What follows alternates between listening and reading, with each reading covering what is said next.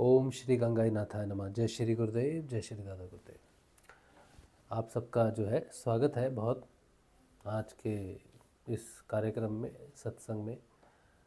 मेरा नाम राज शिव है और मैं एक सिद्ध योग साधक हूँ।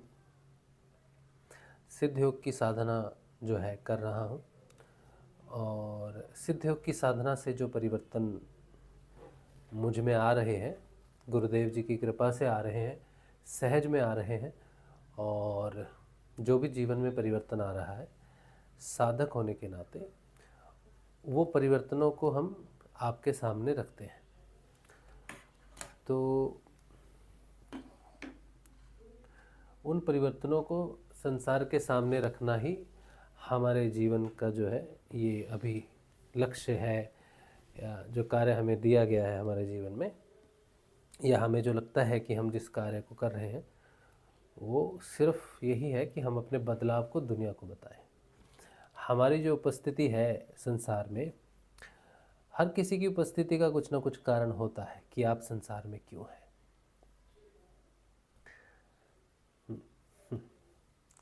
तो हम संसार में क्यों हैं, किस लिए भगवान ने हमें रखा हुआ है, इसका कारण है। तो जिस दिन हमें वो कारण पता चले कि हम इस संसार में क्या करने आए हैं, तो बड़ा अच्छा लगता है कि हम ये करने आए हैं। हम अपने जीवन को नष्ट नहीं कर रहे, हम अपने जीवन को व्यर्थ नहीं कर रहे हैं। तो हमें ऐसा लग रहा है कि हम जो है जिस जीवन में है और हमारे जीवन का जो उद्देश्य है जीने का, वो बहुत सिंपल और साधारण है। कोई ज़्यादा कष्टकारी नहीं है, कोई बहुत बड़ा कोई पहाड़ हमने नहीं चढ़ना है जीवन में, या हमने कोई बहुत बड़ी कोई सिद्धि प्राप्त नहीं करनी है, या हमने कोई अपने जीवन में किसी उच्चतम विकास या शिखर पर भौतिक रूप से पहुंचने का हमारा कोई लक्ष्य नहीं है। तो हमारा जीवन जो हमें दिख रहा है वो बड़ा सिंपल, साधारण, और बस हमें इतना ही करना है कि जो भी हम में बदलाव आए हम उसे दुनिया को बताएं। चाहे 1 को बताएं, चाहे 2 को बताएं, या 10 को बताएं, या 100 को, 1000 को, या सारी दुनिया को बताएं। ये हम पर निर्भर करता है। उसके लिए हम प्रयास करें जीवन में कि हम ज़्यादा से ज़्यादा लोगों तक पहुँचें और अपने परिवर्तन को बताएं। तो हमारे जीवन में ये बड़ी साफ और सरल बात है कि हमें कुछ भी मैन्युपुलेट नहीं करना है। हमें जो कुछ भी बताना है संसार को, वो बताना है जो घटना घट चुकी है। कोई कल्पना, कुछ भविष्य, कुछ शक्तियाँ, कुछ ताकत, कुछ विशेषताएं, प्रसिद्धियाँ प्राप्त करने के लिए ऐसा कुछ भी नहीं है। उद्देश्य बड़ा सिंपल है कि हम तुम्हें देखेंगे, हम तुम्हारा ध्यान रखेंगे, तुम सिर्फ अपना बदलाव बताओ जो हो चुका है। जो होगा उसको छोड़ दो, तुम केंद्रित करो उस पर जो तुम्हारे साथ घटित हो चुका है, जो तुम्हें समझ आ रहा है, जो तुम देख पा रहे हो, जिसका महत्व तुम देख पा रहे हो। संसार में जो वस्तु का तुम्हें मूल्य समझ में आता है, जो मूल्यवान है, जो अर्थ है जिसका, उन चीज़ों को संसार के सामने तुम रखो। तो ये जीवन सत्संग के माध्यम से हम सामने रखते हैं, और यही है। ये जो परिवर्तन है ये बहुत ही अच्छा है, हमें बहुत अच्छा लगता है। कई बार जीवन में बड़े कष्ट आते हैं, दुख आते हैं, तकलीफ़ें आती हैं, सभी के जीवन में है। ऐसा कोई व्यक्ति नहीं जो हमेशा सुखी ही रहे। राजा, महाराजा सब कभी ना कभी दुख में पड़ जाते हैं। तो जीवन में सुख और दुख जो है उसके लिए साधना को चुनौतियाँ नहीं देना चाहिए, उसलिए साधना पर जोर नहीं देना चाहिए, साधना को किसी कसौटी पर नहीं कसना चाहिए। तो जब तक हम में थोड़े बल हैं, जब तक हम में थोड़ी सी रस्सी का होता है ना, बल होता है, रस्सी जल जाती है लेकिन उसका बल नहीं जाता है। तो मनुष्य जो है वो चला जाता है संसार में, लेकिन अपने बल छोड़ जाता है अपनी अकड़ और अपनी ऐसी चीज़ें छोड़ जाता है जिससे दुनिया उसे याद करती है। इसमें ये बल था। बल का मतलब बलवान बल नहीं, बल का मतलब इसकी ये व्यक्ति ऐसा था, है ना। तो ये बात है। तो जब तक हम में बल है, हम में, आप में, या जिस किसी में भी थोड़े बहुत बल बचे हुए हैं, उन बल को निकालने के लिए रस्सी को थोड़ा कसना पड़ता है, सीधा करना पड़ता है। आप रस्सी को ढीला छोड़ दोगे ना, तो रस्सी के बल क्या करेंगे, वो रस्सी को आप खींचोगे ना तो सीधी हो जाएगी, लेकिन रस्सी को ढीला छोड़ दोगे तो रस्सी आपस में उलझ जाएगी। तो जीवन भी वैसा ही है। जीवन में जब अकड़ है, किसी बात का अहम है, तो जीवन को जब हम गारंटेड ले लेते हैं, इजी ले लेते हैं, हाँ ठीक है, चल रहा है, मस्त है, सो रहे, जाग रहे, खा रहे हैं, तो वो जो हमारी जो अकड़ है ना, वो कहीं ना कहीं हमें उलझा देती है, संकटों में डाल देती है, झूठ बोलने के लिए मजबूर कर देती है। परिस्थितिवश ऐसी संकट आते हैं हम में कि वो बल हमें और उलझा देते हैं स्वयं में। लेकिन अगर जीवन में कोई आपको खींचने वाला है, टानने वाला है, जिसे हम सत्य मानते हैं, सत्य आपको खींच देता है, टान कर रखता है, ढीला नहीं छोड़ता है, तो आपके जीवन में जब बुरी परिस्थितियाँ आएंगी तो आप टने रहोगे ना, तो आपकी जो अकड़ है, आप में जो भ्रम है, वो आपके जीवन को बुरी परिस्थितियों में उलझाएंगे नहीं, कंफ्यूज नहीं करेंगे, क्या करें। सत्य आपको खींच के रखेगा, तो आपको मालूम होगा कि जिसने खींचा हुआ है वो देख रहा है।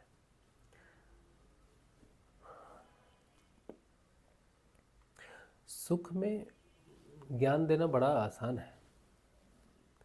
ज्ञान देने का मतलब ये नहीं कि हम कुछ ऐसा दे रहे हैं जो हमें किताबों से हो, इधर से उधर से हो।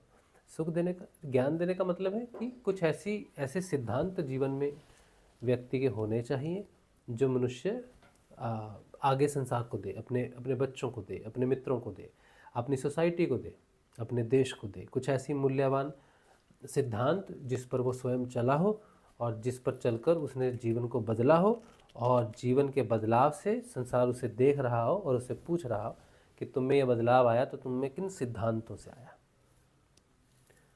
ठीक है। तो सुख में उन सिद्धांतों का पालन नहीं करता मनुष्य, सिर्फ सिद्धांतों को अपने पूर्वजों से लेता है, पुस्तकों से लेता है और आगे देता है।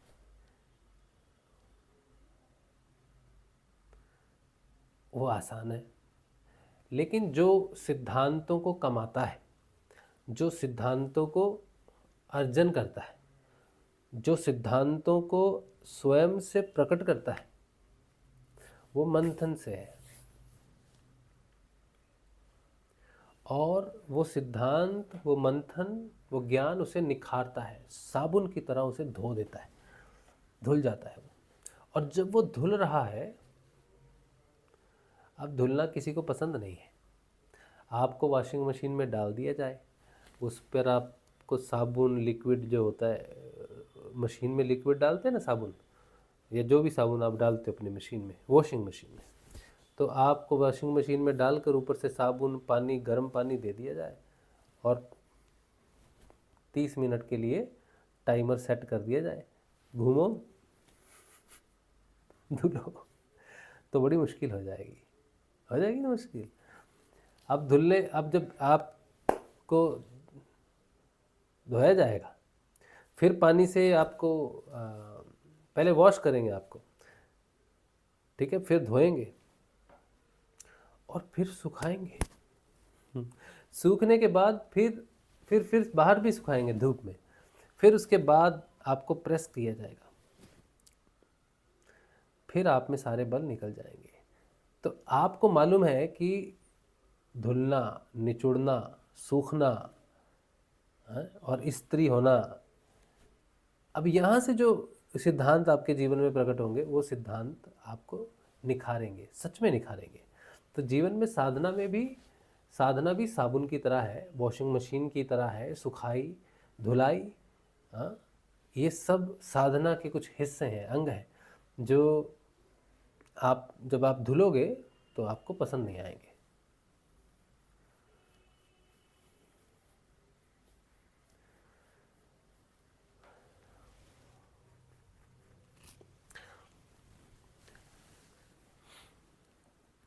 तो अगर आप साधक हो तो ये समझ लीजिए कि आपको मैं तो ये मानता हूँ, लोग मुझे वैसे इस बात से बोलते होंगे कि भाई इसके जीवन में कष्ट है, तो ये सब पर लागू क्यों करता है, हम तो बड़े खुश हैं, हम तो बड़े संतुष्ट हैं।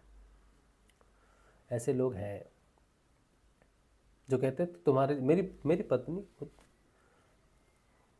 देखो मेरे जीवन में जितना कष्ट है उसके जीवन में उससे 20 गुना ज़्यादा है।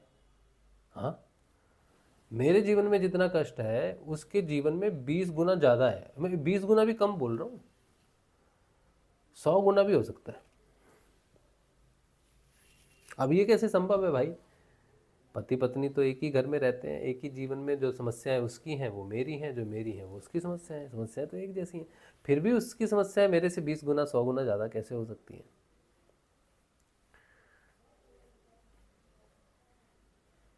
है?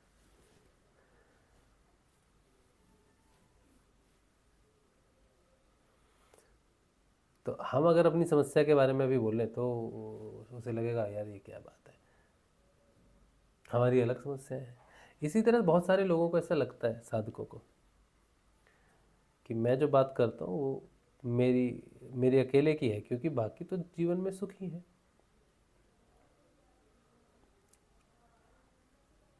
तो ये बात सही है, दुख मेरे ही जीवन में है, ये मैं मान लेता हूँ।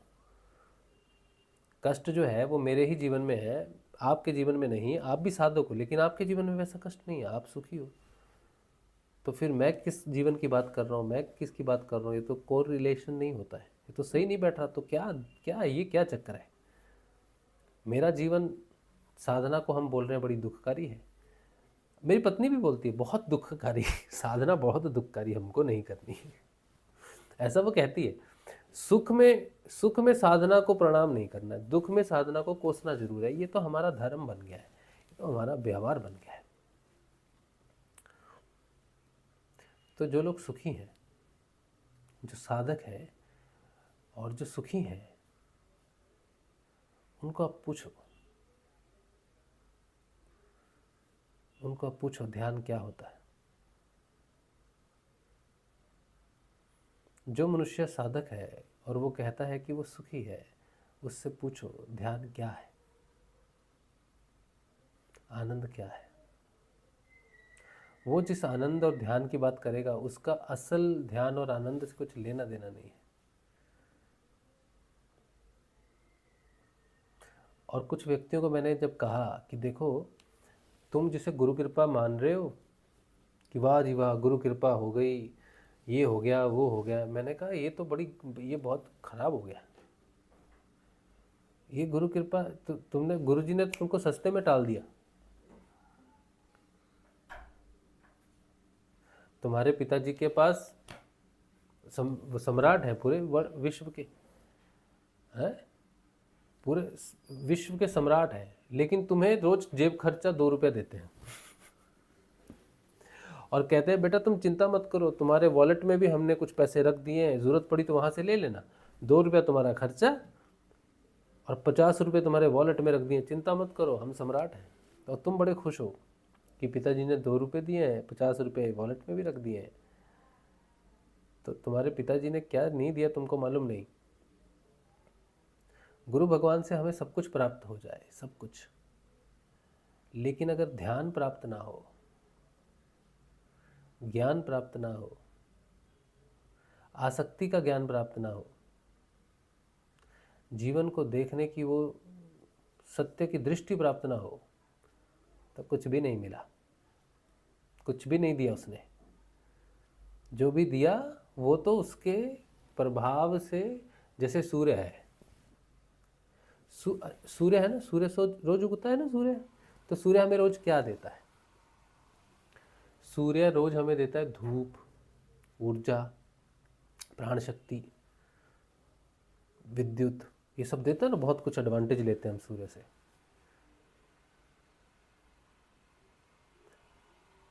लेकिन आप सूर्य सूर्य को देखो, खुली आंखों से देखो सूर्य को, तो या तो अंधे हो जाएंगे, आंखें खराब हो जाएंगी, नहीं देख पाएंगे। बचपन में हमें सूर्य को देखने का बहुत शौक था। मैं सच्ची घटना बता रहा हूँ आपको। बचपन में हम सूर्य को देखते थे, सूर्य को देखते थे कॉन्टिन्यूसली ऐसे करके, खुली आंखों से। तो थोड़ी पहले तो थोड़ी देर हमारी आंखों में सूर्य चुभता था बहुत, उसके बाद हमें सिर्फ सूर्य दिखाई देता था येलो कलर का, पीले रंग का, और वो सूर्य हमें घूमता हुआ दिखाई देता था ऐसे ऐसे करके, जैसे जैसे वो आप दिवाली के दिन चक्री चलाते हो ना, हाँ, चक्री घूमती है ना गड़गड़ गड़गड़ ऐसे करके, हम सूर्य की तरफ लगातार 1 मिनट देखते और हमें वो सूर्य सूर्य का जो प्रकाश है वो अलग हो जाता था। सूर्य का प्रकाश अलग हो जाता था और बीच में सूर्य पीले रंग का हमें घूमता हुआ नजर आता था तेज तेज, और हमें उसे देखना बहुत अच्छा लगता था। और फिर जब आंखें बंद करते हैं, इधर उधर देखते हैं, तो वो सूर्य आंखों में तो वो दिखता है ना, सूर्य ही दिखता है इधर उधर। वो प्रभाव तो पड़ते हैं, वो तो भौतिक है। तो हमें सूर्य चुभता नहीं था बचपन में, लेकिन हमें मालूम नहीं था कि हम उसे क्यों देखते हैं, हमें क्यों पसंद है इस तरह से। हालांकि बेवकूफ़ी है ये। कोई डॉक्टर सुनेगा बोलेगा तुझे अंधा होने का शौक है ना। गैलीलियो था ना, गैलीलियो साइंटिस्ट था। गैलीलियो क्या करता था, गैलीलियो ने एक दूरबीन बनाई और वो सूर्य को ऐसे दूरबीन से देखता था क्या है सूर्य, कैसे है, और दूसरे भी दूर दूर तक देखता था। तो सूर्य को ज़्यादा उसने अध्ययन किया शायद, तो गैलीलियो अंधा हो गया था। इतना अध्ययन किया उसने, वो अंधा हो गया। तो हमने भी थोड़ा किया, हमें बस उसे घूमता हुआ देखना होता था और मुझे ऐसा लगता था चक्री चल रही है। लेकिन अभी आज की जो अवस्था है हमारी, हम ऊपर चढ़ जाएं, छत पे चढ़ जाएं, और सूर्य को देखने की तो दूर की बात है, तो सूर्य जैसे बचपन में देखते थे वैसे देखने की तो दूर की बात है, हम आकाश में नहीं देख सकते। अगर सूर्य है और मैं आकाश में, सूर्य इधर है और आकाश में मैं देखूं, तो मुझे शांभवी मुद्रा लग जाती है। मैं आकाश में देखता हूं, मेरी आंखें ऐसे चढ़ जाती, खुलती नहीं।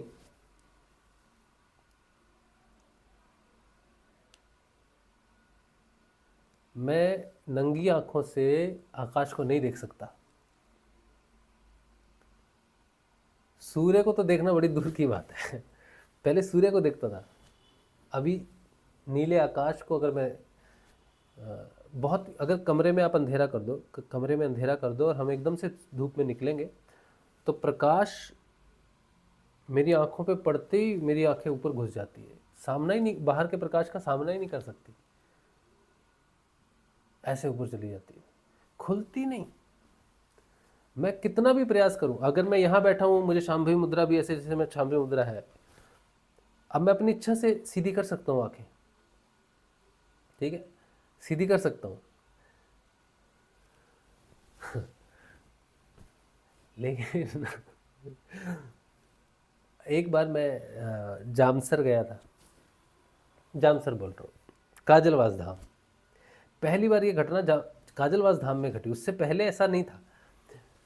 तो काजलवास धाम में गया तो वहाँ हिंगलाज माता का मंदिर है। हिंगलाज माता का जो मंदिर है वो, उसके अंदर एक दिया जलता है बस, उसमें ये लाइट नहीं है, सिंथेटिक लाइट जो ये है ना, हमारे घरों में ट्यूबलाइट बल्ब जलते हैं, तो वहाँ पर एक नेचुरल दीपक जलता है, माँ के कोठरी है छोटी सी, उसके अंदर में नेचुरल लाइट। तो हम उसमें गए, माँ को नमस्कार किया, दर्शन किया, और वो अंधेरी कोठरी है, तो हम बाहर निकले और धूप थी बहुत तेज, और काजलवास धाम में वहीं पर ही धूप में ही मैं थोड़ी साइड में होके, थोड़ी सी छाया थी तो मैं छाया में बैठ, अभी मुझसे धूप में मेरे अब सीधी हूँ आंखें तो कोई चले, अब आंखें ऐसी और मैं कहीं, मैं कैसे में साइड में थोड़ी छाया थी तो छाया में जाके मैं बैठ गया वहाँ ध्यान में। अब मैं देख रहा हूँ अब मैं देख रहा हूँ कि मेरी आंखें कब नीचे आई और मैं उधर जाऊँ, दूसरी जगह जाऊँ।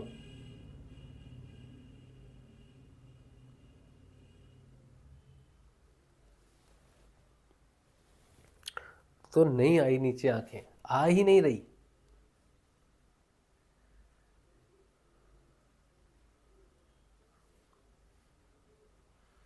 उस दिन के बाद ये स्थिति जो है ये बनी।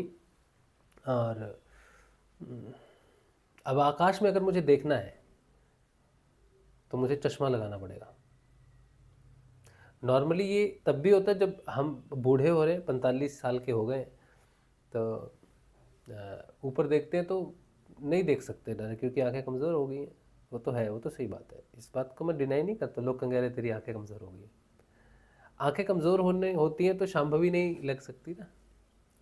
आंखें कमज़ोर होंगी तो तुम्हारे आंखों से पानी आएगा, तुम नहीं देख पाओगे, जोर पड़ेगा, प्रेशर पड़ेगा। हमको प्रेशर नहीं पड़ता आंख पर, हालांकि हमें चश्मा है, ऐसी बात नहीं है चश्मा नहीं है, ये चश्मा है। ये तो अभी लगा कुछ समय पहले, ये अभी तो दूर का भी हो गया है। पिछले 6 महीने से हम थोड़ा दूर का भी समस्या हमको हो रही है, उतनी नहीं है लेकिन ठीक है। लेकिन वैसे दृष्टि का कोई समस्या नहीं था हमको।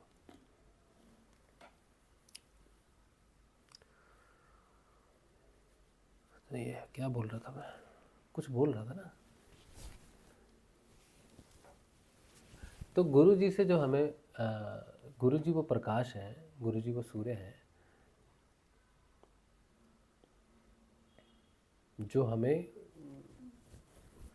जैसे सूर्य हमें बहुत कुछ देता है, सोलर लाइट देता है, ऊर्जा देता है, प्राण देता है, बहुत कुछ देता है, वो भौतिक जगत में देता है।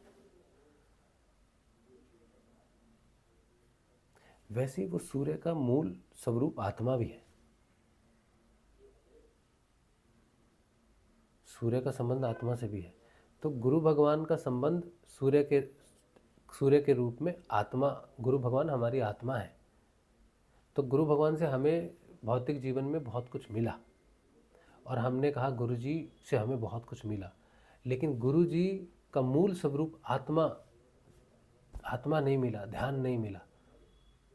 तो जो कुछ भी मिला वो बेकार है, नष्ट है, वो कुछ नहीं, उसका फ़ायदा नहीं है। तो ये बातें हमने कुछ लोगों से उनको समझाने के लिए कही थी, तो उन्होंने हमसे बात करनी बंद कर दी। हमने कहा क्या क्या हो गया, मैंने तो कुछ नहीं ऐसा बोला।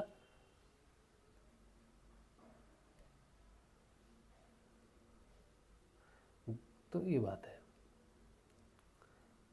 तो साधक के जीवन में सुख और दुख नहीं है, न दुख है न सुख है। अगर मैं कह रहा हूँ कि सुख नहीं है जीवन में, तो मैं ये भी कह रहा हूँ कि दुख भी नहीं है जीवन में, क्योंकि दुख का कारण है सुख, दुख का बीज है सुख,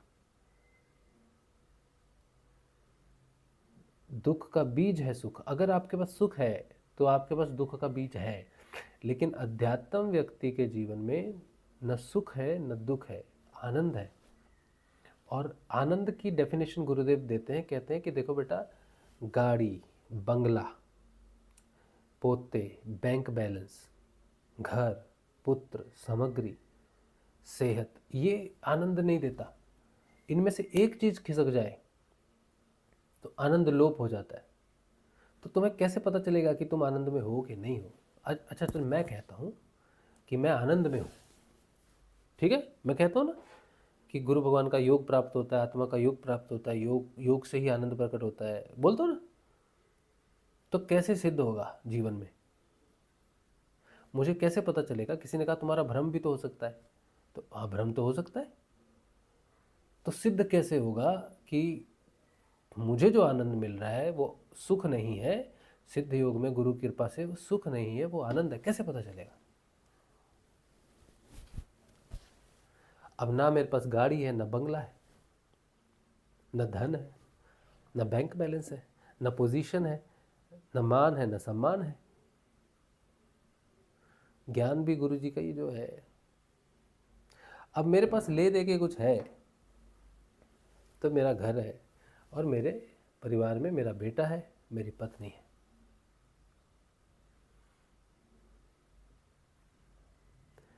अब इन्हीं से तो जीवन है मेरा।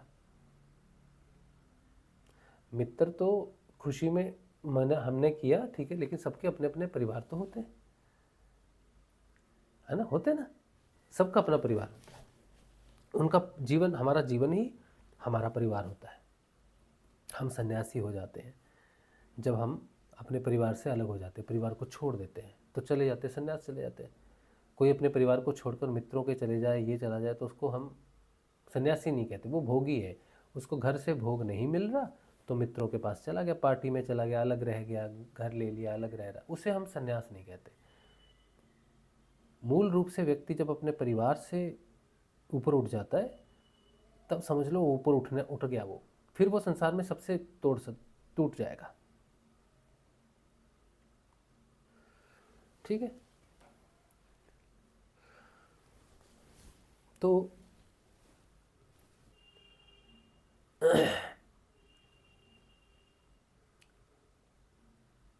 हमारा अगर किसी को भगवान को चेक करना हो आनंद, या हमें बताना भगवान को क्यों चेक करना, भगवान को तो मालूम है कि ये सुख है या आनंद है, भगवान को मालूम है, उसको उसको चाहे उसको तो सब मालूम है ना, लेकिन मुझे नहीं मालूम। मुझे किसी ने कह दिया तुझे तो भ्रम है, मैंने कहा नहीं नहीं भ्रम नहीं है, लेकिन फिर मुझे डाउट हो गया कि हाँ अगर भ्रम हुआ तो। अब गुरु जी देखें, भगवान देखें कि यार इसको तो डाउट हो गया,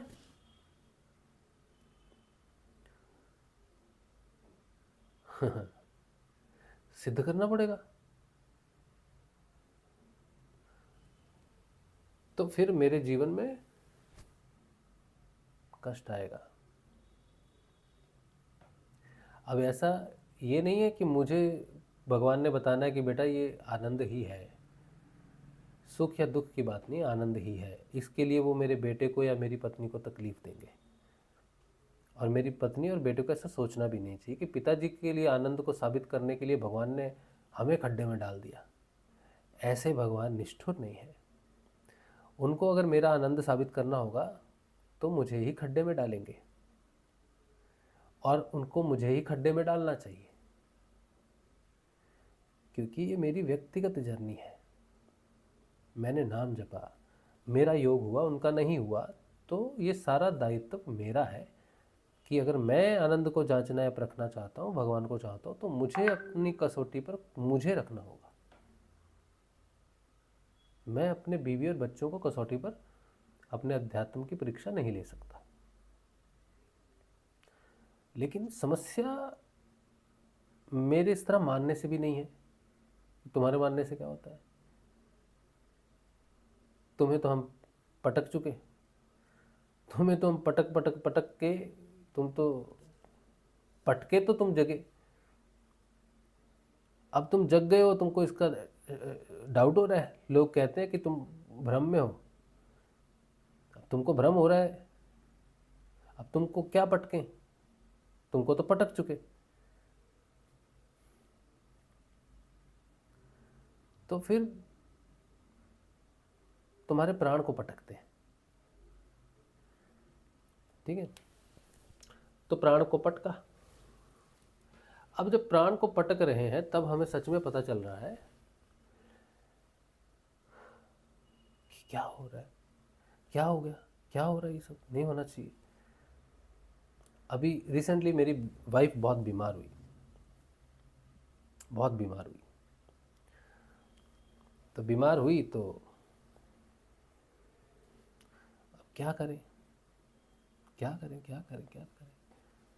हाँ, तो जैसे तैसे हम, साधना में कोई बिघन नहीं आया, निकल गए। ठीक है, निकल गए। फिर अभी रिसेंटली मेरा बेटा बहुत बीमार हुआ है। अभी वो छोटा है, 16.5 साल का है, लेकिन बहुत ही क्रिटिकली इंजर्ड है। मतलब क्रिटिकली उसकी स्पाइन जो है वो क्रिटिकल कंडीशन में है, बहुत बुरी हालत में है। तो वो पिछले 1.5 महीने से बीमार है। बीमार है मतलब बीमार होकर बच्चे ठीक हो जाते हैं, लेकिन ये बहुत बीमार है और अभी भी कोई स्थिति में सुधार नहीं है। तो इतने दिन देखने के बाद फाइनली हमने सोचा कि बच्चा बड़ा बीमार है, बड़ा दुख हो रहा है बच्चे को देखकर। हम उसे कह रहे नाम जप नाम जप, मैं भी नाम जप रहा उसके लिए, बहुत नाम जप रहा, कुछ कहीं दिखता नहीं है।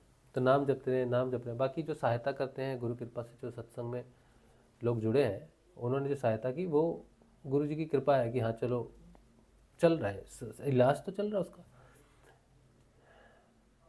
फिर हम टूट गए एक दिन।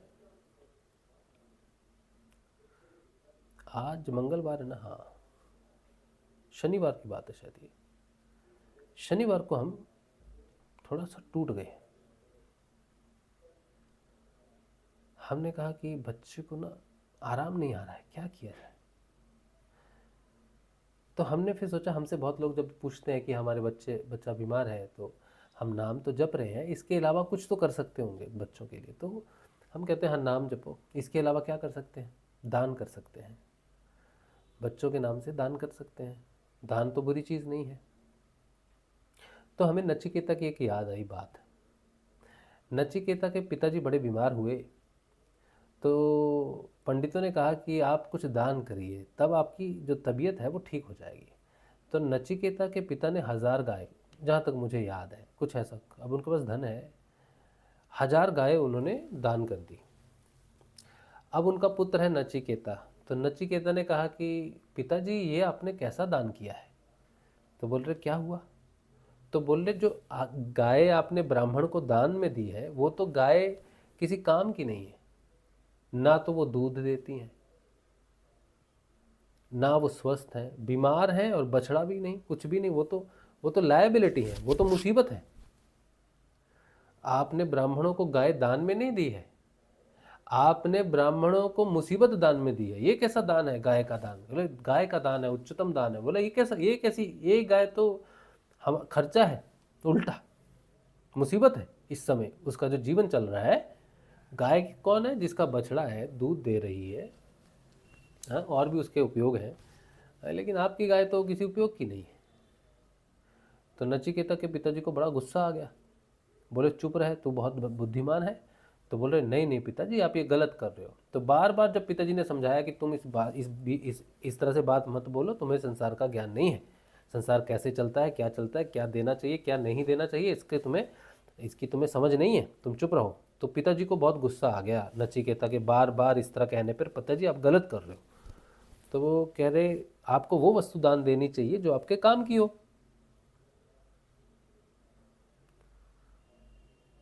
तो बोल रहे हाँ तुझे ही दान दे देता हूँ, और भी यमराज को। तो बोल रहे हाँ पिताजी कितना अच्छा विचार है, आपने कह दिया और समझो कि ये हो गया। तो पिताजी ने गुस्से में कहा हाँ जा, दान में दे दिया तुझे, खुश जा। तो ये बात नचिकेता ने सीरियसली ले ली। उनके पिताजी ने गुस्से में कहा, लेकिन नचिकेता ने कहा ये तो पिताजी ने कह दिया। तो वो अब यमराज के पास जाते हैं ध्यान के माध्यम से, ठीक है। अब यमराज कहते तू कहाँ कैसे आ गया यहाँ। तो बोला पिताजी ने हमको दान दिया है आपको। बोला ऐसे नहीं होता। तो ये आप पूरा कठोपनिषद पढ़ोगे तो आपको दान का मतलब समझ में आएगा। तो शनिवार को हमने सोचा कि हमारा बेटा बड़ा बीमार है, तो हम कुछ दान करते हैं। दान करने में क्या ऑब्जेक्शन है। आप यकीन मानो, जैसे ही मेरे दिमाग में ये बात आई, मेरे दिमाग में जितनी कहानी मैंने आपको ये 5 मिनट में सुनाई है, मेरे दिमाग में एक चुटकी भर में चल गई पूरी। ये क्या कर रहा है, क्या है तेरे पास दान करने के लिए। हमने सोचा था कि जब वो पैदा हुआ ना, तो पंडित जी ने कहा भाई इसका मंगल बड़ा भारी है, तब कभी ये बीमार हो जाए तो आप इसके हाथ में छुआकर, लाल कपड़ा होता है ना, सालू बोलते हैं उसको, सालू आप दान में दे देना, मंदिर में दे देना, कोई लाल चीज़ दे देना, इसके हाथ से छुआ के तो ठीक हो जाएगा। तो मंगल थोड़ा सा कष्टकारी है इसका। तो बचपन में तो हम करते थे, जब छोटा था, मेरे बचपन में नहीं उसके। तो अभी मैंने सोचा दोपहर को, शनिवार को, कि दोपहर की बात है कि दान ये कर देते हैं। कोई मुझसे पूछेगा तो मैं भी किसी दूसरे को भी यही कहूँगा कि बच्चों के लिए नाम जाप करो, लेकिन आप कुछ दान जरूर करो बच्चों के लिए, कोई अच्छा काम करो। लेकिन तब हमने दान का महत्व समझा, उद्देश्य समझा जीवन में, कि मैं नचिकेता के अनुसार हमें वो वस्तु का दान करना चाहिए जो किसी के लिए उपयोगी हो। हमारे लिए वो चीज़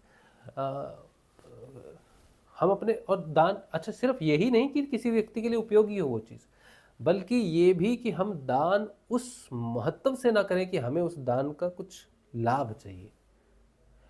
सत्संग में इतने लोग दान देते हैं कि मेरा घर, मेरा पेट, ये सब खाना वाना चलता है, हम जीवित हैं, दान के ऊपर में जीवित हैं, ठीक है।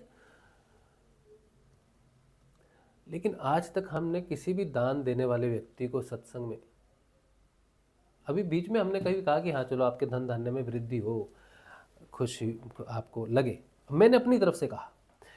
लेकिन इससे पहले मैंने जिसने भी दान दिए आज तक, मैंने किसी को भी शुभ आशीष नहीं दी। मैंने किसी से ये नहीं कहा कि तुम अगर सत्संग में दान दे रहे हो तो तुम्हें इसके बदले में कुछ अच्छा मिलेगा, तुम इसकी उम्मीद मत करना।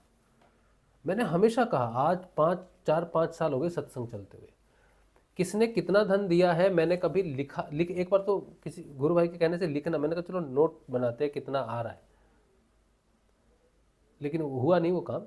मैंने आज तक हिसाब नहीं रखा, मेरे पर्स में कितने पैसे आए, कितने गए, बैंक में कोई मैंने कभी भी नहीं देखा।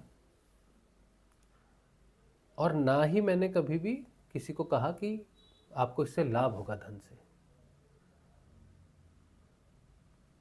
इसका मतलब ये था कि मैं चाहता था कि ये जो दान सत्संग में आता है, इसका आपको मटेरियलिस्टिक कोई लाभ ना हो। आपने जिसको दिया वो उसी को दे दिया समझो, उसकी कोई कृतज्ञता ना हो। ऐसे बहुत लोगों से मैंने कहा कि तुम दान जिस अपेक्षा से कर रहे हो पहले समझ लो कि मुझे तो दे नहीं रहे, मैं सत्संग कर रहा हूँ इसलिए दे रहे हो, कोई दूसरा करता तो उसको देते। तो व्यक्तिगत रूप से हमारा कुछ नहीं है, मैं आज सत्संग कर रहा हूँ तो तुम देते हो, कोई दूसरा करता होता तो उसको देते, तो तुम मुझे नहीं देते, तुम सत्संग को देते हो। और तुम जो सत्य को दे रहे हो, सत्य तुम्हारी कैसे रक्षा करता है वो जाने, लेकिन तुम्हें इससे कुछ अपेक्षा नहीं करनी चाहिए कुछ भी कि हमने दान किया तो तुमको फायदा हो, उल्टा तुमको लॉस हो, ऐसी संभावनाएं ज़्यादा हैं। ये मैं आपको लिख के दे सकता हूँ इस बात को। सत्संग में सहयोग करने के बाद कोई फायदा आपको हो इसकी कोई संभावना नहीं है, लेकिन नुकसान आपको हो इसकी 100% संभावना है। मैं मेरे ही सत्संग में कह रहा हूं, और जिससे मेरा घर चलता है उसी के विरोध में कह रहा हूं, और मैं ये आपको डरा नहीं रहा हूं, मैं आपको सत्य बता रहा हूं। क्योंकि सच्चा दान जो होता है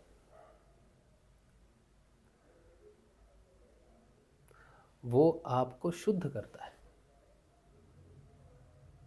क्लीन करता है, भावात्मक रूप से दान के प्रति आपको उस भाव तक लेके जाता है जिस भाव में दान के, दिए हुए दान के बदले में किसी भी चीज की अपेक्षा नहीं की जाती।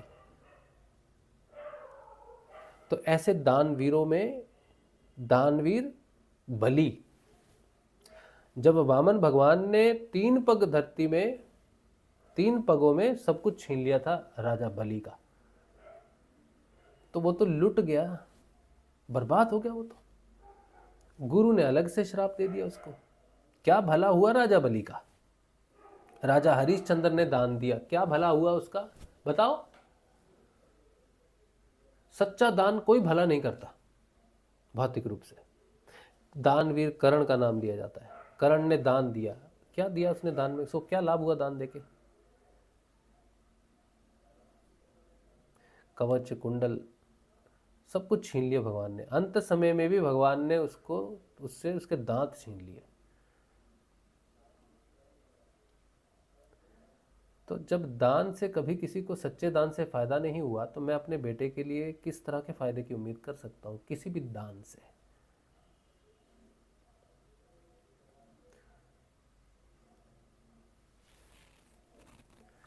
तो दान उस अवस्था में करना चाहिए जिस अवस्था में आप संपन्न हो, आपका कोई प्रयोजन नहीं है दान का।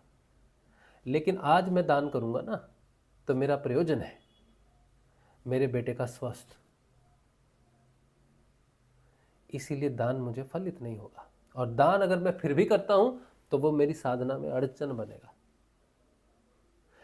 इसके बाद भी, इतनी जानकारी के बाद भी पत्नी ने हमें कहा कि भाई तुम करो, तुम छोड़ो तुम्हारी साधना को, ये है पुत्र का दुख कैसे देखें हम, वो इतने कष्ट में है कैसे देखेंगे, छोड़ो तुम ये करो, बस हमें नहीं करनी साधना। आज ही की बात है,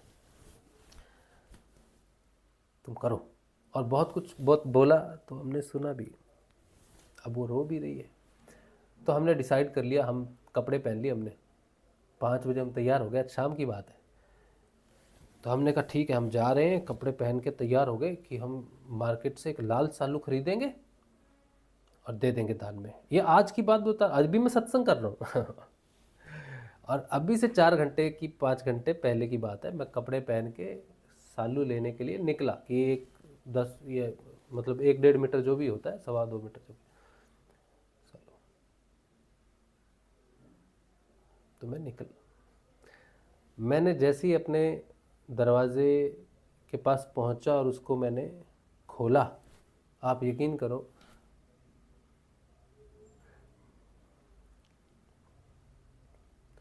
हमने पूछा हम बाजार जाएंगे, सालू खरीदेंगे, लेकिन दान किसको देंगे? तो किसी मंदिर में जाना पड़ेगा, हनुमान मंदिर में जाना पड़ेगा, है ना, मंगलवार हनुमान मंदिर। तो हम सोचे, तो पहला ख्याल हमको ये आया कि शनिदेव से हम आज्ञा लेके आए थे कि शनिदेव हम गुरु की शरण में जा रहे हैं, अब हमारा किसी देवता से कुछ लेना देना नहीं है, कितना भी कष्ट हमारे जीवन में आए लेकिन हम किसी देवी देवता के प्रति अपना समर्पण न रखकर सिर्फ गुरुदेव से ही मांगेंगे, चाहे जीवन में कोई भी घटना घट जाए, लेकिन हम मंदिर में नहीं जाएंगे, प्रयोजन से नहीं जाएंगे, मतलब अपने लिए कुछ मांगने मंदिर में नहीं जाएंगे। अगर गुरु मेरा समर्थ है तो मुझे देगा, और अगर समर्थ नहीं है, नहीं देता है, तब भी हम नहीं जाएंगे। तो हम गेट खोलते जब हमने सोचा कि हम मंदिर जाके सालू दान करेंगे, तो सबसे पहला स्मरण हमें शनिदेव का हुआ, गुरुदेव का तो नहीं हुआ, शनिदेव का सबसे पहले स्मरण हुआ कि अच्छा बेटा निकल तू घर से बाहर।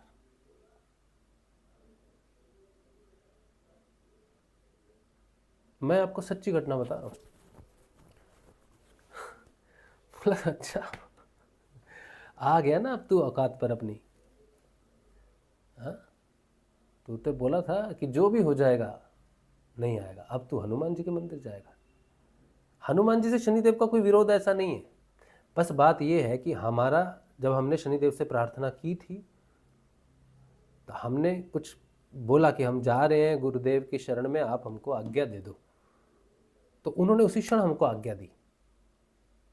और आज हम उन्हीं के सामने किया हुआ वो अपना वचन जो है, जिसकी वजह से हम गुरुदेव के प्रति जगे, उसी वचन को हम तोड़ने जा रहे हैं। अब हम जग गए, सो तो सकते नहीं, क्योंकि जो जग गया वो तो जग गया, लेकिन यहां से गिर सकते थे नीचे।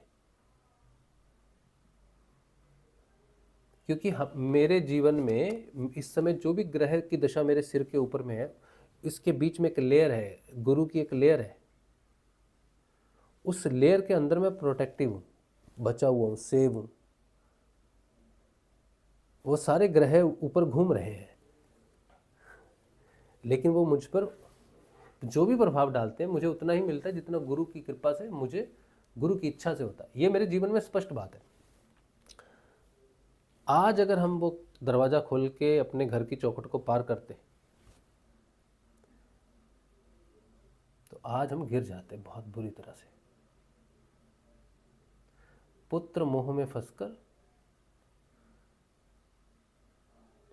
पुत्र का दुख देखकर, अपनी पत्नी से बातें सुनकर, अपने रजोगुण के अधीन होकर रोकर हम आज मंदिर में जा रहे थे दान करने के लिए कि हमारे बेटे पर ग्रहों से छुटकारा मिले, मतलब थोड़ा आराम मिले।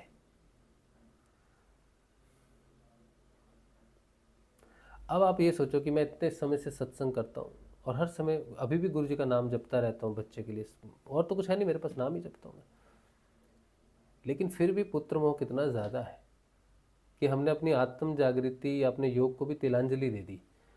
हमने ये सोच लिया कि हमें योग नहीं मिलेगा, हम योग से दूर हो जाएंगे, हट जाएंगे। हालांकि कल ही मैंने कहा था कि मेरा एक संबंधी, मेरा खुद का भाई है, जब वो मुझे गुरुजी से दूर करता ना तो मेरा बदन मछली की तरह जलता है तेल में, मुझे घुटन होती है, जलन होती है। और आज मैंने अपने साथ ही वो काम किया है, अपने साथ ही मैंने वो काम किया, किसी दूसरे संबंधी की, कल तो मैं संबंधी की बुराई कर रहा था अपने भाई की, आज मैं खुद ही अपने साथ वो करने जा रहा था। किसके कारण? ये है पुत्र मोह। उसको कष्ट में नहीं देख सकते कि शायद ये लाल सालू करने से हो जाएगा। फिर हम वापिस आए हम जैसे दिमाग दिमाग सुन्न हो गया था। फिर हमने अपनी पत्नी को समझाया कि देखो दान ऐसा ऐसा है, लेकिन अब वो भी तो मोह में है ना, हम तो ध्यान में है, हम तो सत्संग कर रहा है, तो वो तो अभी तो वो साधिका है, अभी तो योग का उसने रस चखा नहीं है, तो उसका तो कोई दोष नहीं है बिल्कुल भी। फिर अच्छा, उसने आज एक अलग बात और भी की है, उसने माँ काली से प्रार्थना की होगी कि बच्चा पास हो जाएगा तो हम आपके दर्शन के लिए, वो करती रहती है, तो ठीक है कर भाई।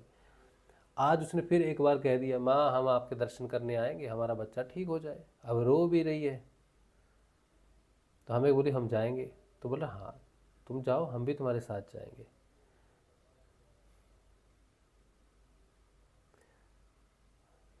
लेकिन हम उस तरह से माँ को नहीं देखता जैसे वो देखती। माँ हमें कोई कष्ट दे कि हमने ये नहीं किया, वो नहीं किया, मैं जानता हूँ माँ काली हमको प्रताड़ित नहीं करेगी। वो प्रताड़ित तब करेगी अगर हम गुरु जी को किसी भी प्रकार से छोड़ दें, तो उसको छोड़ने वाली बात है। तो हम दूसरी दृष्टि से माँ के साथ जुड़े हुए हैं, तो ठीक है तेरे को माँ के पास जाना है, हम तो माँ से मिलने जाएंगे। तेरे मन की शांति होनी चाहिए कि तू अपने मन से जो चल रही है चलती रहे। लेकिन ये बात जो मैंने आपको बताई है, ये सच्ची घटना है मेरे जीवन में। मैं रोज़ बोलता हूँ ना, लेकिन हर व्यक्ति प्राण से जब बंधा हुआ है, जब सच्चे आनंद की जब बात आती है, तो आपको वो सच्चा आनंद रोक देता है कि तू किसे खोने जा रहा है। मुझे आज उस बात ने रोक लिया कि मैं चला तो जाऊंगा, सालू बच्चे के लिए दे दूंगा, लेकिन जो जिस चीज़ को मैं खो दूंगा उसे प्राप्त नहीं किया जा सकता, फिर इस जन्म में तो नहीं होगा वो। तो वो क्या है?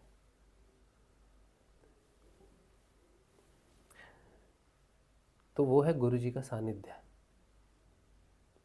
और हमको पूरा यकीन है कि हमारे बेटे को जो तकलीफ है ना इस समय, उसको योग की प्राप्ति होगी। और हमने उसे कहा है कि बेटा जीवन कैसा होता है, सुखी होता है, दुखी होता है, सफल होता है, असफल होता है, लेकिन तुमको अगर जीवन में योग की प्राप्ति नहीं हुई तो तुम्हारा जीवन बेकार है। और आज हम जब उसको एक्सरे के लिए लेके गए, हम उसे बोलते बेटा नाम जप, बेटा नाम जप, नाम जप। तो थोड़े बच्चे हैं, थोड़े चिढ़ जाते हैं, बीमार होने से बच्चा थोड़ा चिढ़ भी जाता है, तो थोड़ा चिढ़ जाता है, पापा एक ही बात करते रहते हो, हमेशा एक ही बात करते रहते। तो हम कहते बेटा मेरे पास दूसरी बात है नहीं करने के लिए, नाम जप के अलावा हमारे पास कोई दवाई नहीं है, कोई डॉक्टर नहीं है, गुरुदेव ही सब कुछ है, हम बाहर का इलाज करवा रहे हैं, लेकिन नाम जप से ही तेरे अंदर वो रस त्रावित होंगे जिससे तेरा दर्द कम होगा। तेरे अंदर से ही सारा सिस्टम होगा, बाहर का डॉक्टर तब मदद कर पाएगा जब अंदर वाला जागृत होकर तेरी मदद करने के लिए तैयार हो जाएगा। तो नाम जप। तो आज हम एक्सरे के लिए गए थे और वो एक्सरे के लिए बैठा हुआ था और उसको एक मुद्रा लगी हुई थी। अब वो नाम जप रहा है कि नहीं जप रहा उसको मुझे मालूम नहीं है, लेकिन उसको एक मुद्रा लगी हुई थी। तो मैंने उसको देखा,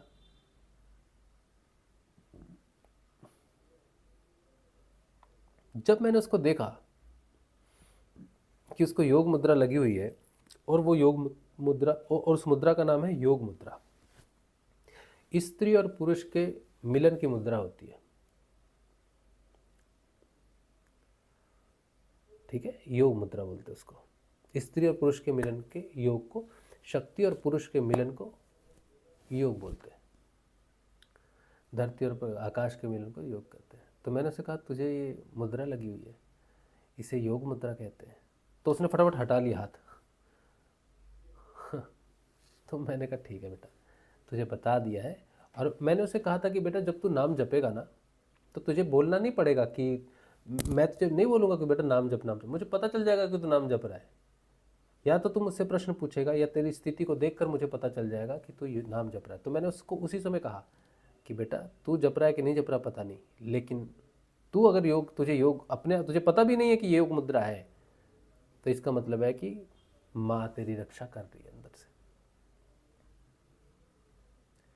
तब मुझे बड़ी संतुष्टि हो गई। हालांकि ये घटना सुबह घटी और सालू लेने में जा रहा था वो शाम की घटी। वो शाम की घटना है, क्योंकि दुख, वो दोपहर को वो इतना तकलीफ में था बच्चा कि बाथरूम नहीं जा पा रहा था। उसकी उस तकलीफ को देखकर हमें बड़ा डर लग गया कि कहीं उसका नर्व से पैरालिसिस हो गया, ये हो गया, वो हो गया। बहुत तरह के विचार दिमाग में, नेगेटिविटी होती है ना, जब दुख होता, तकलीफ होता तो नेगेटिविटी क्रिएट हो जाती है, पूरा दिमाग हिला देती है। बच्चे की चिंता और मोह में बहुत तरह के विचार दिमाग में एकदम से क्रॉस कर गए। तो ये रोज़ ही होता है, 100 बार होता है, लेकिन वापस आ जाते हैं, वापस हम गुरुजी की तरफ देखते हैं। गुरुजी की तरफ देखने का मतलब है, या प्रश्न का मतलब है बस, और मंत्र अंदर चालू हो जाता है। कोई बात नहीं, कुछ नहीं, गुरुदेव से कोई प्रार्थना, कुछ प्रार्थना, वैसे गुरुदेव की तरफ देखा, नमस्कार किया, गुरुदेव बच्चा तक, वो प्रार्थना पूरी भी नहीं करते, वो कहते नाम जप। मतलब कोई दूसरी बात गुरुजी के पास है ही नहीं। नाम जप नाम जप नाम जप नाम जप नाम जप नाम जप नाम जप नाम जप नाम जप नाम जप, हर बार हजारों बार एक ही बात बोलते, कुछ भी नहीं दूसरा, कुछ भी नहीं, कुछ भी नहीं बोलते। मैंने कहा कोई कुछ दिमाग में कुछ बुद्धि दो, कुछ कुछ रास्ता दो, कुछ दो। नाम जप, कुछ नहीं बताते। दूसरा कोई शब्द ही नहीं है गुरुजी के पास नाम जप के अलावा। तो ये जो साक्षात्कार है जो मैंने अभी आपको बताया है,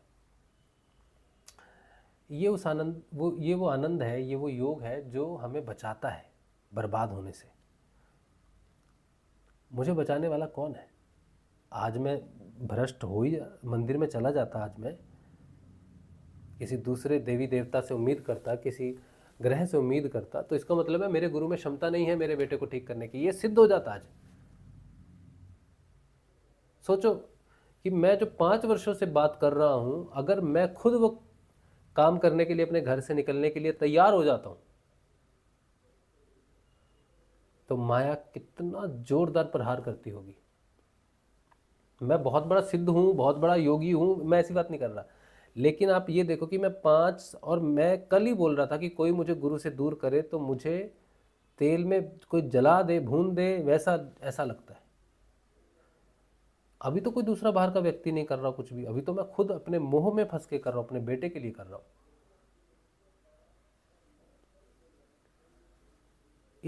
ये मैं आपको इसलिए बता रहा हूं कि जीवन में दुख सघन होके आ सकता है और हमें हमारे पथ से पटक सकता है, लेकिन हमें ये याद रखना है कि हमारा गुरु समर्थ है, और वह समर्थ है, ये उसकी परीक्षा है, ये उसकी परीक्षा है। वो आज संसार को बदलने आया है, संसार को परिवर्तन देने आया है। बड़ी बड़ी बातें करता है, मैं अकेला ही निकल गया हूँ, ये है वो है।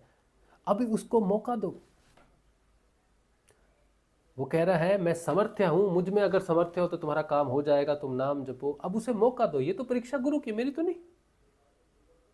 मेरे जैसे करोड़ों बाप हैं इस संसार में, और जिनके बच्चे पता नहीं, कोई बचा कोई नहीं बचा, कोई बीमार है, कोई कुछ है, कोई सच्चा है, कोई झूठा है, कोई उसी को धोखा दे रहा है। कितने ही बाप, कितने ही पुत्र हैं, और जो किसी भी तरह कोई मर रहा है, कोई जन्म ले रहा है, कोई इधर कोई उधर, लेकिन गुरु की परीक्षा कहाँ हो रही है? वो मौका मेरे को मिला है, तो मैं क्यों चिंता कर रहा? मुझे बैठना चाहिए और समर्थ सदगुरुदेव रामलाल जी स्या को दिखाना चाहिए कि वो समर्थ है, वो सामर्थ्य है, तो उसकी परीक्षा है, मैं क्यों चिंता कर रहा? अगर वो नहीं रक्षा करता है तो संसार को पता चलेगा ना, सबको पता चल जाएगा। आपको पता चल जाएगा। मैंने इस सत्संग में हमेशा सच बोला है कि मैं अपने गुरु से बहुत प्रेम करता हूँ और मैं उसे छोड़कर जीवित नहीं रह सकता।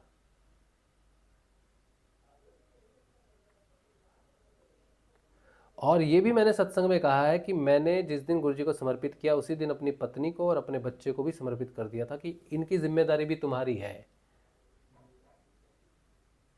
इनको क्या होता है, कैसे चलता है, अब मेरी जिम्मेदारी नहीं है, तुम्हारी है। तो फिर मैं आज सोचता हूँ कि क्या वो बात फिर भी जगा दिया गुरुदेव ने मुझे। तो आज मैं देखता हूँ कि भाई मैं क्यों टेंशन कर रहा हूँ, मैं क्यों परेशान हूँ। ये तो सामर्थ्यवान की पहचान होनी चाहिए। मैं तो दुर्बल हूँ, भिक्षा पर जीवित हूँ, दान दक्षिणा पर जीवित हूँ, मेरी तो कोई औकात भी नहीं, कोई बुद्धि भी नहीं है मेरे पास। तो मैं अगर हार भी जाता हूँ पिता होने के नाते तो क्या बड़ी बात है, मैं तो हर रिश्ते नाते में हारा। लेकिन वो तो समर्थ है, वो तो कहता है कि सब धर्मों को छोड़कर मेरी शरण में आ, तो मैं आ गया। तो फिर मैं क्यों चिंता करूं। तो आज की जो घटना है ये मेरे विश्वास को दृढ़ करती है। लेकिन ये विश्वास मेरा आज दृढ़ अगर होता है गुरु जी के प्रति तो किसकी वजह से होता है? सुख की वजह से हो रहा है। आप बताओ, क्या मैं सुख में बैठा हूं इसलिए मेरी धारणा दृढ़ हो रही है? क्या मेरे को बंगला मिला है, गाड़ी मिला है, अच्छी पोजीशन मिली है, मान सम्मान मिला है जिसकी वजह से मैं गुरु जी को धन्यवाद कर रहा हूं कि गुरु जी आपने कर दिया, कमाल कर दिया, आपकी वजह से ये हो गया? क्या मेरी धारणा इसलिए दृढ़ हो रही है सुख में बैठकर? नहीं, मेरी धारणा दृढ़ हो रही है दुख के कारण। मैं उस पर समर्पित और उस पर सब कुछ छोड़ रहा हूं क्योंकि मैं नहीं कर सकता कुछ भी, मेरे बस का नहीं है, मैं फंसा हुआ हूं, मैं रो रहा हूं, मैं बचा नहीं पा रहा, मैं ठीक नहीं कर पा रहा बच्चे को, मैं उसके लिए कुछ भी नहीं कर पा रहा।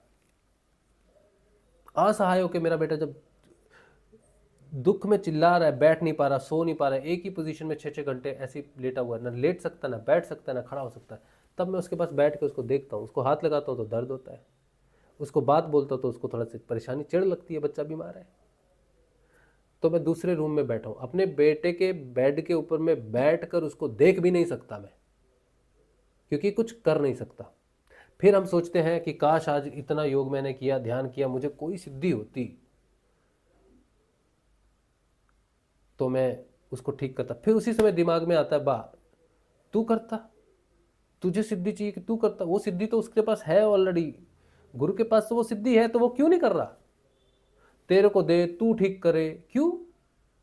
तेरे माध्यम से क्यों ठीक हो? वो गुरु के माध्यम से डायरेक्ट क्यों नहीं जुड़े? गुरु अपनी सिद्धि का प्रयोग अगर करना ही है गुरु को तो डायरेक्ट अभय पर करे ना, वो पहले मुझे देगा फिर मैं अपने बेटे को दूंगा, ये क्या बात हुई? और मुझे क्यों चाहिए? मुझे क्यों चाहिए? क्योंकि मेरा बेटा बीमार है। इतना दिमाग में शोधन है, इतना शोधन है, इतना स्वाध्याय है, इतनी बार मैं गिर रहा हूं, इतनी बार मैं उठ रहा हूं, गिर रहा हूं, उठ रहा हूं, गिर रहा हूं, उठ रहा हूं, लेकिन वो रुक नहीं रहा। और वो रुकेगा तब जब मैं ये समझ लूंगा कि भाई मैं क्यों गिरूं, मैं क्यों सोचूं, मेरा क्यों टेस्ट हो रहा है? मैं तो तेरे रास्ते पे, तेरा टेस्ट है, अभी से जिम्मेदारी तेरी है, इसी समय से तेरी जिम्मेदारी तेरी है, मैं कुछ नहीं चिंता करता, मेरी चिंता तू कर। मेरा योग सच्चा है, मेरा सत्संग सच्चा है, मेरा आनंद सच्चा है, तो तेरी जिम्मेदारी है ना, तू चला रहा है। सब लोग कहते हैं भाई तू, मेरी बीवी भी कहती है तुम सत्संग छोड़ो, जॉब करो, कुछ भी जॉब करो, कुछ जॉब करो, कुछ, सब रोज का तांता है ये। तो तू अगर चाहता है मैं जॉब करूंगा तो ठीक है, जो होता है होने दे। तू अगर है और तू कर रहा है तो तू करना।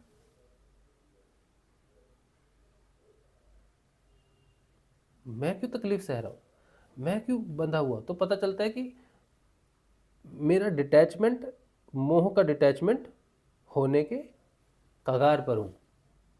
क्योंकि जब मैं अपनी चिंता उस पर छोड़ दूंगा पूर्ण रूप से, तब अब मुझे पता चलेगा कि मैंने उस पर चिंता छोड़ी है कि नहीं छोड़ी है। काल्पनिक रूप से मैं कहूँगा मेरे सारे परिवार के बच्चे आपकी शरण में है प्रभु, आप ही देख रेख करें, इससे पता नहीं चलता।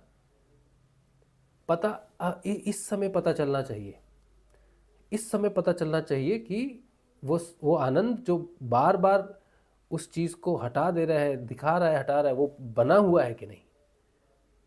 ये वो समय है, ये वो क्रिटिकल समय है जो किसी के जीवन में आने का कोई कहता नहीं कि आपके जीवन में एक घटना घटे, आपके जीवन में दुख आए, आपका पुत्र बीमार हो, पुत्री बीमार हो, आपका पति पत्नी बीमार हो, संकट में हो, हर जगह से आप पर मुसीबत हो, कोई नहीं ये आशीर्वाद देता है।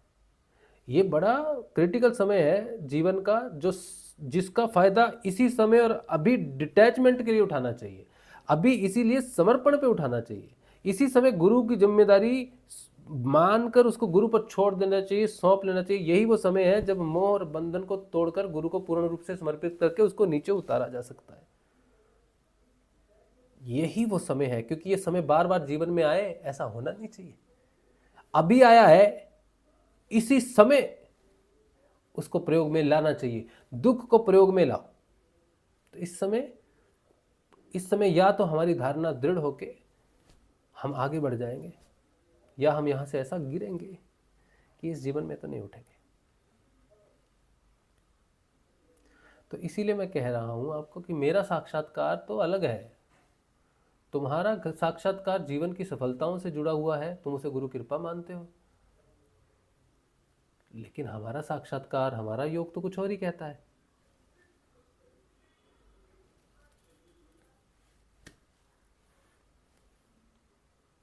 तो ये है धारणा के दृढ़ होने की घटना। इसके लिए कुछ नहीं, कोई उपाय नहीं है। धारणा अब दृढ़ होगी, जितनी दृढ़ है उससे ज़्यादा दृढ़ होगी, और जितनी वो दृढ़ होगी उतने ही नीचे यम नियम आसन प्राणायाम प्रत्याहार भी दृढ़ होंगे, और जितनी धारणा दृढ़ होगी उतना ही ध्यान गहरा होगा, और जितना ही ध्यान गहरा होगा उतना ही हम समाधि की तरफ बढ़ेंगे, और जितना हम समाधि की तरफ बढ़ेंगे उतना ही स्वास्थ्य जो है, जो जीवन में अस्वस्थ होता है ना, रोग होता है, जो मुसीबत है, अब रोग को कटने का एकदम सही समय है। इस समय सारा समय सकारात्मक है। ध्यान की दृष्टि से, साधना की दृष्टि से हम इस समय गोल्डन टाइम में हैं, साधना के गोल्डन टाइम में हैं हम।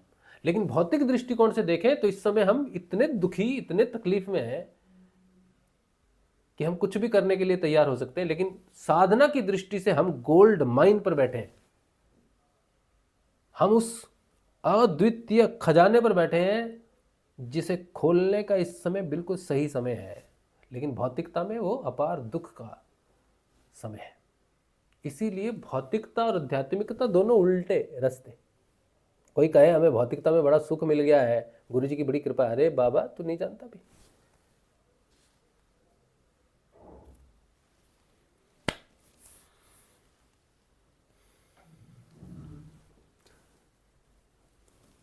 तो ये बात है भैया। तो कसौटी गुरुदेव की है, हमारी नहीं है। हमारा तो जो था हमने रख दिया सबके सामने, बिल्कुल एज इट इज। सुबह घटना घटी, शाम को हमने सत्संग में बता दिया। कोई लुकाई छुपाई नहीं है, कोई लुकाई छुपाई नहीं है। एक बार मैं बड़ा बीमार हुआ, बहुत बीमार हुआ, क्रिटिकली बीमार हुआ। हॉस्पिटल में इमरजेंसी तक की नौबत आ गई थी। एक गुरु बहन को पता चला कि हम बड़े बीमार हैं, हमको हॉस्पिटल ले गए, ये ले गए, वो ले गए, बड़ा क्रिटिकल है। बोला राशि बड़ा क्रिटिकल है। तो उसने कहा क्यों तुम उसको क्या हुआ? तो बोला क्रिटिकली बीमार है। बोला नो, उसको कुछ नहीं होना, उसको कुछ नहीं हो सकता। उसके वो गुरु जो है ना, गुरु की कुछ पर नज़र है। वो इतना उसने कॉन्फिडेंस से बोला वो बात कि उसके कॉन्फिडेंस को देख के हमें तो बाद में पता चली वो बात, लेकिन जब हमें पता चली कि तुमको इतना यकीन है गुरुदेव का और मेरे संपर्क का कि इसको कुछ नहीं होगा, गुरु नहीं होने देगा इसको कुछ, क्यों लेके गए उसको, घर में रखो, उसने अपने आप ही हो जाना था ठीक। उनका इतना भरोसा है।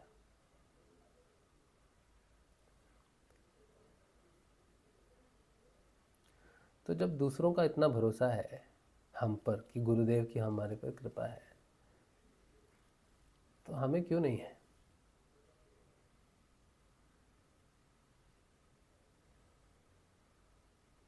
तो सही बात है ना, दूसरे की निंदा करने से पहले अपना अपना गिरेबान देखना चाहिए। कल हम किसी अपने भाई की निंदा कर रहे थे कि हमको भटकाता है, रोज़ रोज़ भटकाता है, अज्ञान में भटकाता है वो। लेकिन हम तो ज्ञान में भटक गए, अपने पुत्र के मोह में भटक गए। कौन निंदनीय है? कौन निंदनीय है? हमारा भाई जो हमें भटकाता है अज्ञानता में, या हम खुद जो भटक गए अपने ही ज्ञान में और मोह में? हम हैं निंदनीय, और हम उससे 1000, 10,000, 1 करोड़ ज़्यादा गुना निंदनीय है।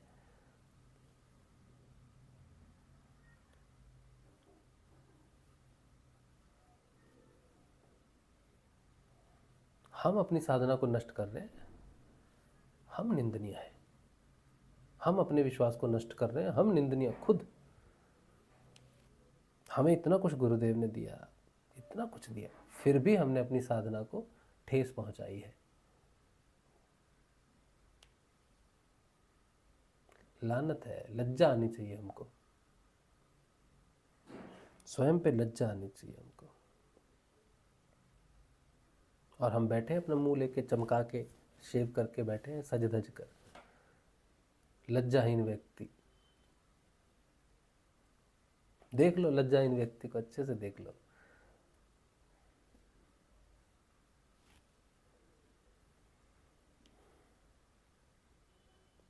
अपनी पत्नी के कहने पर, वो तो अज्ञानी है, उसको तो अभी तो उसने ध्यान का रस नहीं चखा, तो गुरुदेव को जानती नहीं ठीक से।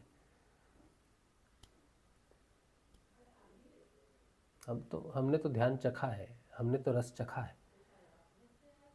हम पत्नी के रोते हुए चेहरे को देखकर भटक गए, पत्नी के मोह में भटक गए, बच्चे के मोह में भटक गए। हालांकि यही हमारा संसार है, हम सच कह रहे हैं, यही हमारा संसार भी है, ये मानते हम। और यही हमारे साधना में भटकाने का सबसे बड़ा कारण भी है। और उनका कोई दोष नहीं है, उनका कोई दोष नहीं है। हमारी अटैचमेंट उनके साथ, हमारी आसक्ति है उनमें, और गुरु में अविश्वास है। यही हमारे साधना में विघ्न का कारण है। हमारी साधना में लोग कहते हैं भाई तुझे ज्ञान है, तो ये है वो है, तो पूर्णता काहे नहीं प्राप्त हुई, समाधि काहे नहीं लगी? तो हमें पता है कहीं ना कहीं तो अपूर्णता है, लेकिन कहाँ है अपूर्णता? कैसे खोजें उस अपूर्णता को? तो आज दिख रही है। आज हमने देख ली कि क्यों नहीं हम आगे बढ़े, क्यों नहीं समाधि में प्रवेश किया, क्यों नहीं सारे रोग पूर्ण रूप से शांत हुए। हमने 2 दिन पहले गुरुदेव से यही पूछा कि गुरुदेव हमारे 5 वर्ष हो गए हम योग में हैं, 10 वर्ष हो गए हम सिद्ध योग में हैं, हमारे रोग पूर्ण रूप से शांत नहीं हुए। आज पता चल रहा है कैसे होंगे।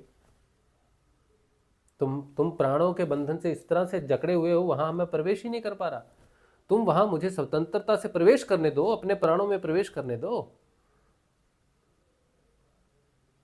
तो हम तुम्हारे प्राणों को मजबूत करें। तुम तो प्राणों को उधर बांध के रखे हो, मेरी तरफ बांध दो। सब धर्मों को छोड़कर मेरी शरण में आ, सही से आ, ठीक से आ। ये आज का सत्संग बहुत महत्वपूर्ण है। हम कहते हैं ना कि सत्संग जो है ना कोड़े खाने वाला है, कोड़े खाने जैसा है सत्संग। मैंने कितनी बार राम सिंह को बोला, औरों को भी बोला, किसी पर कभी भड़क गया, कभी गुस्सा हुआ। आज देखो तो मेरी फजीयत हो रही है, आज मेरी फजीयत हो रही है, आज मुझे पड़ रही है, और सरेआम पड़ रही है। वैसे भी पड़ती है, ऐसा नहीं कि नहीं पड़ती, लेकिन आज तो सरेआम पड़ रही है। आज तो हमें सरेआम लज्जित होना पड़ रहा है। सत्संग किसी का सगा नहीं है, किसी का सगा नहीं है। सत्संग किसी का सगा नहीं है, ना मेरा ना तुम्हारा। वो किसी का लिहाज नहीं करता, वो अग्नि है, वो जला देगा, बस खत्म कर देगा। तुम उसके बीच में आके देखो, वो तुम्हें शुद्ध कर देगा, शुद्ध कर देगा, तुम्हें दिखा देगा तुम्हारी असलियत, तुम क्या हो, कितने डूबे हो, किधर आ सकते हो।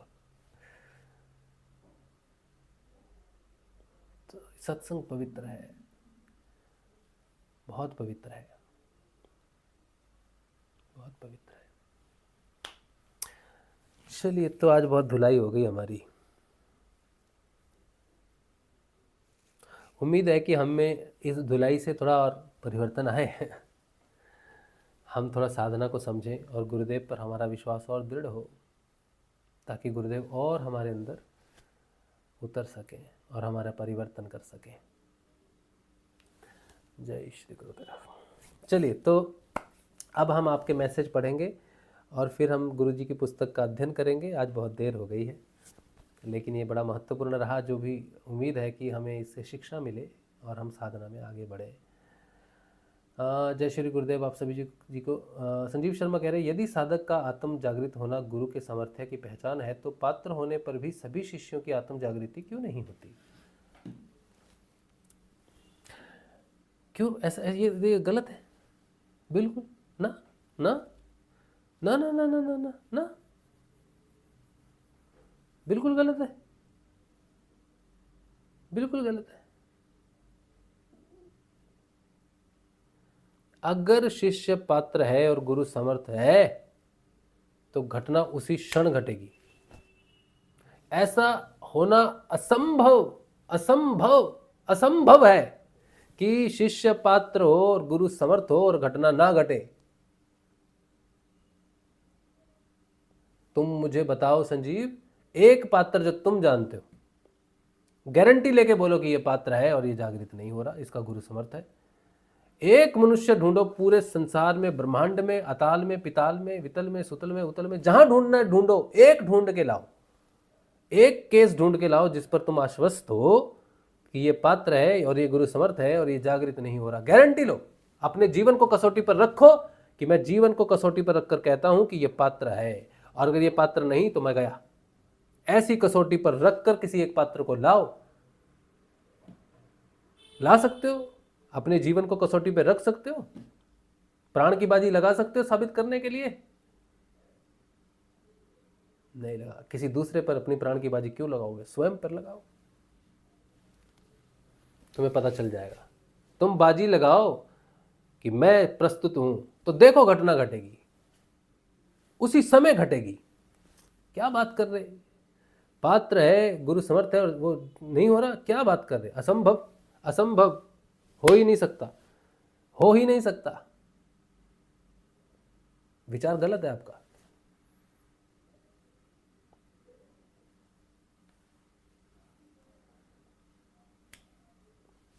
चलो,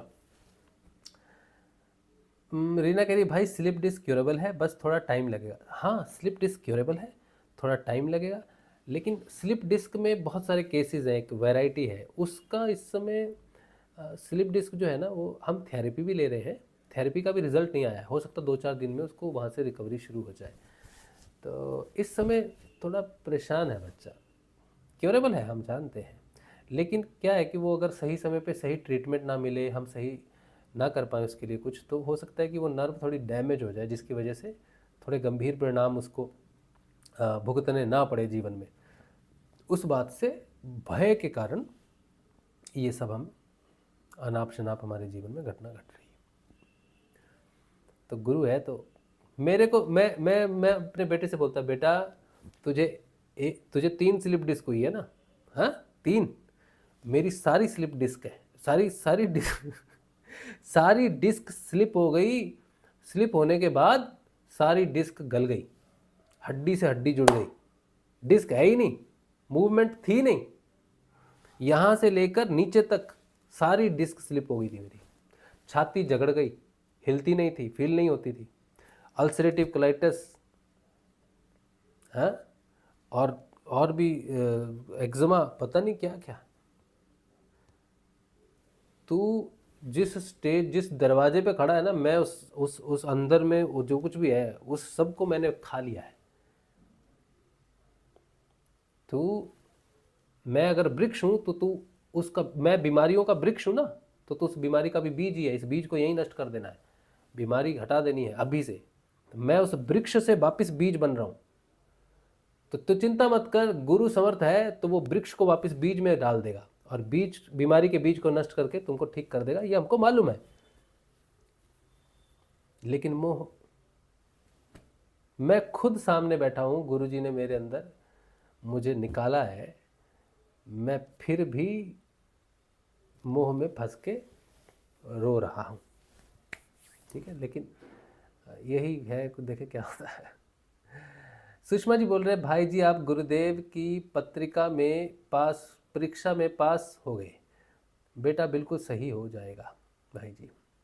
गुरुदेव आपको अंदर से स्ट्रांग बना रहे हैं भाई। मैं सत्संग सुनते सुनते मेरा ध्यान मेरा गुरुदेव की तरफ हो गया। मुझे लगा कि मैं गुरुदेव की तरफ मुंह हो गया। अच्छा अच्छा, ऐसा हुआ क्यों भाई जी, बता दो।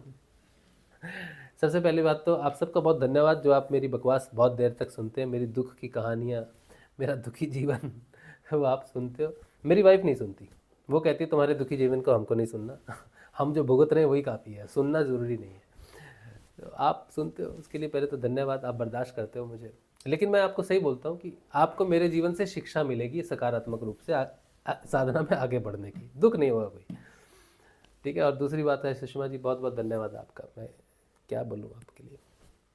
और हम गुरु जी की बात कर रहे हैं, सत्य की बात कर रहे हैं, तो गुरु जी की तरफ अगर हमारी बातों से आपके अंदर वो सकारात्मक ऊर्जा आई कि आपने गुरु जी की तरफ मुड़ गए, गुरु जी की तरफ देख रहे हैं, तो आप इसको सकारात्मक साइन लीजिए कि वो शक्तिशाली है और हमें बस उसे याद करना है, ठीक है। और इस सत्संग उसी का है, ठीक है। तो ये बहुत अच्छी बात है कि आपको गुरु जी की तरफ सुनते सुनते गुरु जी की तरफ आपका जो अलाइनमेंट है तस्वीर की तरफ वो हुआ, क्योंकि ऐसा नहीं कि बाहर से कुछ हो रहा है, आपके अंदर ही वो गुरु जी के प्रति एक ज्वाला है, जिसको थोड़ा सा हमने तेल घी पंखे से थोड़ा हिला के उसको ज्वाला को बढ़ गई है वो ज्वाला, तो आप गुरु जी की तरफ ज़्यादा केंद्रित हो गए हो, क्योंकि हम गुरु जी की बात कर रहे हैं, उनके सामर्थ्य की बात कर रहे हैं, अपने निकम्मेपन की बात कर रहे हैं। तो इसलिए हो सकता है आप गुरु जी की विश्वास में आप बह गए हैं, वो सकारात्मक अच्छी बात है, बहुत ही अच्छी बात है। अमित तोमर कह रहे हैं हमें तो पात्रता का भी नहीं पता गुरु भाई, अभी गुरुदेव सब ठीक करेंगे, बस यही प्रे करेंगे हम गुरुदेव से आपके बेटे के लिए। जय गुरुदेव, धन्यवाद, बहुत बहुत धन्यवाद। चलिए, उसको भी अपने लिए नाम जपना है। उसको मैंने कहा कि बेटा एक दुख आया है, इसी से अपने आप को सिद्ध कर लो, आगे आने वाले दुखों से बचा जा सकता है। चलिए, तो मुझे ध्यान में हमेशा ऐसा ही होता है। हाँ, आसन अपने आप मूव हो जाता है, गुरु जी की तरफ मुड़ जाएगा, आसन घूमता है चारों तरफ, हम तो चारों तरफ घूम जाते हैं, टिक टिक टिक टिक, वो डड्डू होता है ना, मेढक मेढक मेढक की तरह हम कूदते हैं, और पद्मासन लग जाता है। पद्मासन में बैठकर मेढक की तरह कूद कूद कर सारी दिशाओं में ध्यान। तो ये होता है, ये क्रिया माँ कुंडलिनी जैसे जिस दिशा में जो ऊर्जा को प्रवाहित करना चाहती है, जैसे करना चाहती है वो करती है, तो होता है। ध्यान में आसन परिवर्तन होते हैं। चलिए, अब गुरु जी की पुस्तक का थोड़ा अध्ययन करेंगे। एक झटका लगता है और गुरुदेव की तरफ मेरा फेस हो जाता है। हाँ, तो ये कुंडलिनी क्रिया है, और ये एक अच्छी क्रिया है, हमें तो बहुत होती है, हम तो बहुत बार किधर भी मुंह करके बैठ जाते हैं, तो फिर गुरुदेव जी की तरफ मुंह घूम जाता है हमारा, फिर वो क्रिया उस तरफ भी हो जाती है, तो ऐसा हो जाता है। ये कुंडलिनी माता की क्रिया है, और गुरु जी की तस्वीर भी ये शो करती है कि बेटा मैं हूँ। चलिए, ठीक है, बहुत अच्छी बात है, बहुत अच्छी बात है।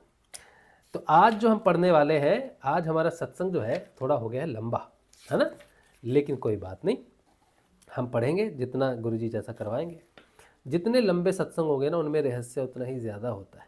लोग सोचते हैं अरे कौन 2 घंटे बर्बाद करेगा, लेकिन उसमें रहस्य सबसे ज़्यादा होता है। आज हम पढ़ेंगे गुरु जी की पुस्तक का, ये पुस्तक है, ये हमारे गुरुदेव समर्थ सदगुरुदेव श्री रामलाल जी स्याग हैं, और इन्हीं की बात चल रही थी। इनकी पुस्तक है सिद्ध योग, और इसमें इनके जीवन के अनुभवों के बारे में, साधना के बारे में बहुत सारे गहरे रहस्य हैं जो हम पढ़ रहे हैं। आज चैप्टर 14, चैप्टर नंबर 15 मंत्र का रहस्य, मंत्र के रहस्य के बारे में पढ़ेंगे। और इस चैप्टर को पढ़ने के लिए इसमें जो एक्सप्लेनेशन आएगी वो बहुत लंबी चौड़ी गहरी हो सकती है, जिसमें और समय जाएगा, फिर अध्ययन भी बाकी है। तो आज आप खाना पीना खाते रहो बैठकर, हाँ, नहीं मैं घूमती नहीं हूँ, बस एक झटका लगता है, अब फेस हो जाता है, अच्छा ऐसे करके, हैं, हाँ, चलो वो भी ठीक है। ठीक है, अच्छी बात है कि क्रिया हो रही है, आपको आनंद आ रहा है, क्रिया के अपने आनंद है, बहुत अच्छी बात है ये। ठीक है, तो खाना वाना खा लीजिए, आराम से बैठिए, जल्दबाजी मत बैठिए, तो ये ठीक है। शुरू करते हैं। गुरु भगवान कहते हैं मंत्र विद्या हमारे देश में आदिकाल से चली आ रही है। शब्द से सृष्टि की उत्पत्ति के सिद्धांत पर ही हमारे ऋषियों ने मंत्रों की रचना की है। आह, क्या सुंदर बात है। मंत्र बाद में रचना की मंत्रों की, पहले शब्द प्रकट हुआ, शब्द से मंत्र प्रकट हुए, उसी मंत्र से वापिस शब्द में और शब्द से उस निर्गुण निराकार में प्रवेश किया जा सकता है, जैसा गुरु जी कहते हैं। तो क्या कहते हैं, शब्द ब्रह्म से परब्रह्म की प्राप्ति का हमारे दर्शन का सिद्धांत पूर्ण रूप से सत्य है। यह हमारे दर्शन का उच्चतम दिव्य विज्ञान है। मंत्र विद्या का पतन नकली गुरुओं के कारण हुआ। बिना गुरु दीक्षा के कोई मंत्र सिद्ध हो ही नहीं सकता। मेरे माध्यम से जो परिवर्तन मानवता में आ रहा है, मात्र मंत्र शक्ति का ही प्रभाव है। शब्द ब्रह्म से परब्रह्म की प्राप्ति के ही सिद्धांत को मैं पूर्ण सत्य प्रमाणित कर रहा हूँ। लोग कहते हैं विज्ञान के इस युग में मंत्र की बात केवल अंधविश्वासी लोग ही मानते हैं। मैं कल एक बहुत ही जहाँ पर मेरे बेटे की न्यूरोथेरेपी चल रही है, वहाँ पर एक महिला आई। न्यूरोथेरेपी में वो जो करते हैं ना, मतलब मसाज देते हैं, कुछ मशीन से है, इस तरह से कुछ थेरेपी है उनकी। वहाँ पे उन्होंने एक नया मशीन लॉन्च की है, या एक नया उनका डिपार्टमेंट, या जो भी आप कह लो, नई थेरेपी उन्होंने इंट्रोड्यूस की है। तो वो उन्होंने अभय की थेरेपी वो जो टेस्ट था वो करवाया। तो मैंने उनसे पूछा ये किस चीज़ का टेस्ट है, तो उन्होंने कहा ये ऑरा टेस्ट है। ऑरा हमारे प्राण ऊर्जा, मतलब जो हमारा प्राणमय जगत है वो ऑरा है। तो अभय का उन्होंने टेस्ट किया कि देखे क्या ऑरा कैसा है, बिगड़ा हुआ है ना, कैसा है, क्या है। तो उसका उपचार भी वो करेंगे, बोले इसका हम औषधि से उपचार भी करेंगे अगर ऑरा ख़राब होता है तो। मैंने कहा अच्छा। तो मैंने कहा अच्छा आप एक काम करो, हमारा भी ऑरा चेक कर दो आप।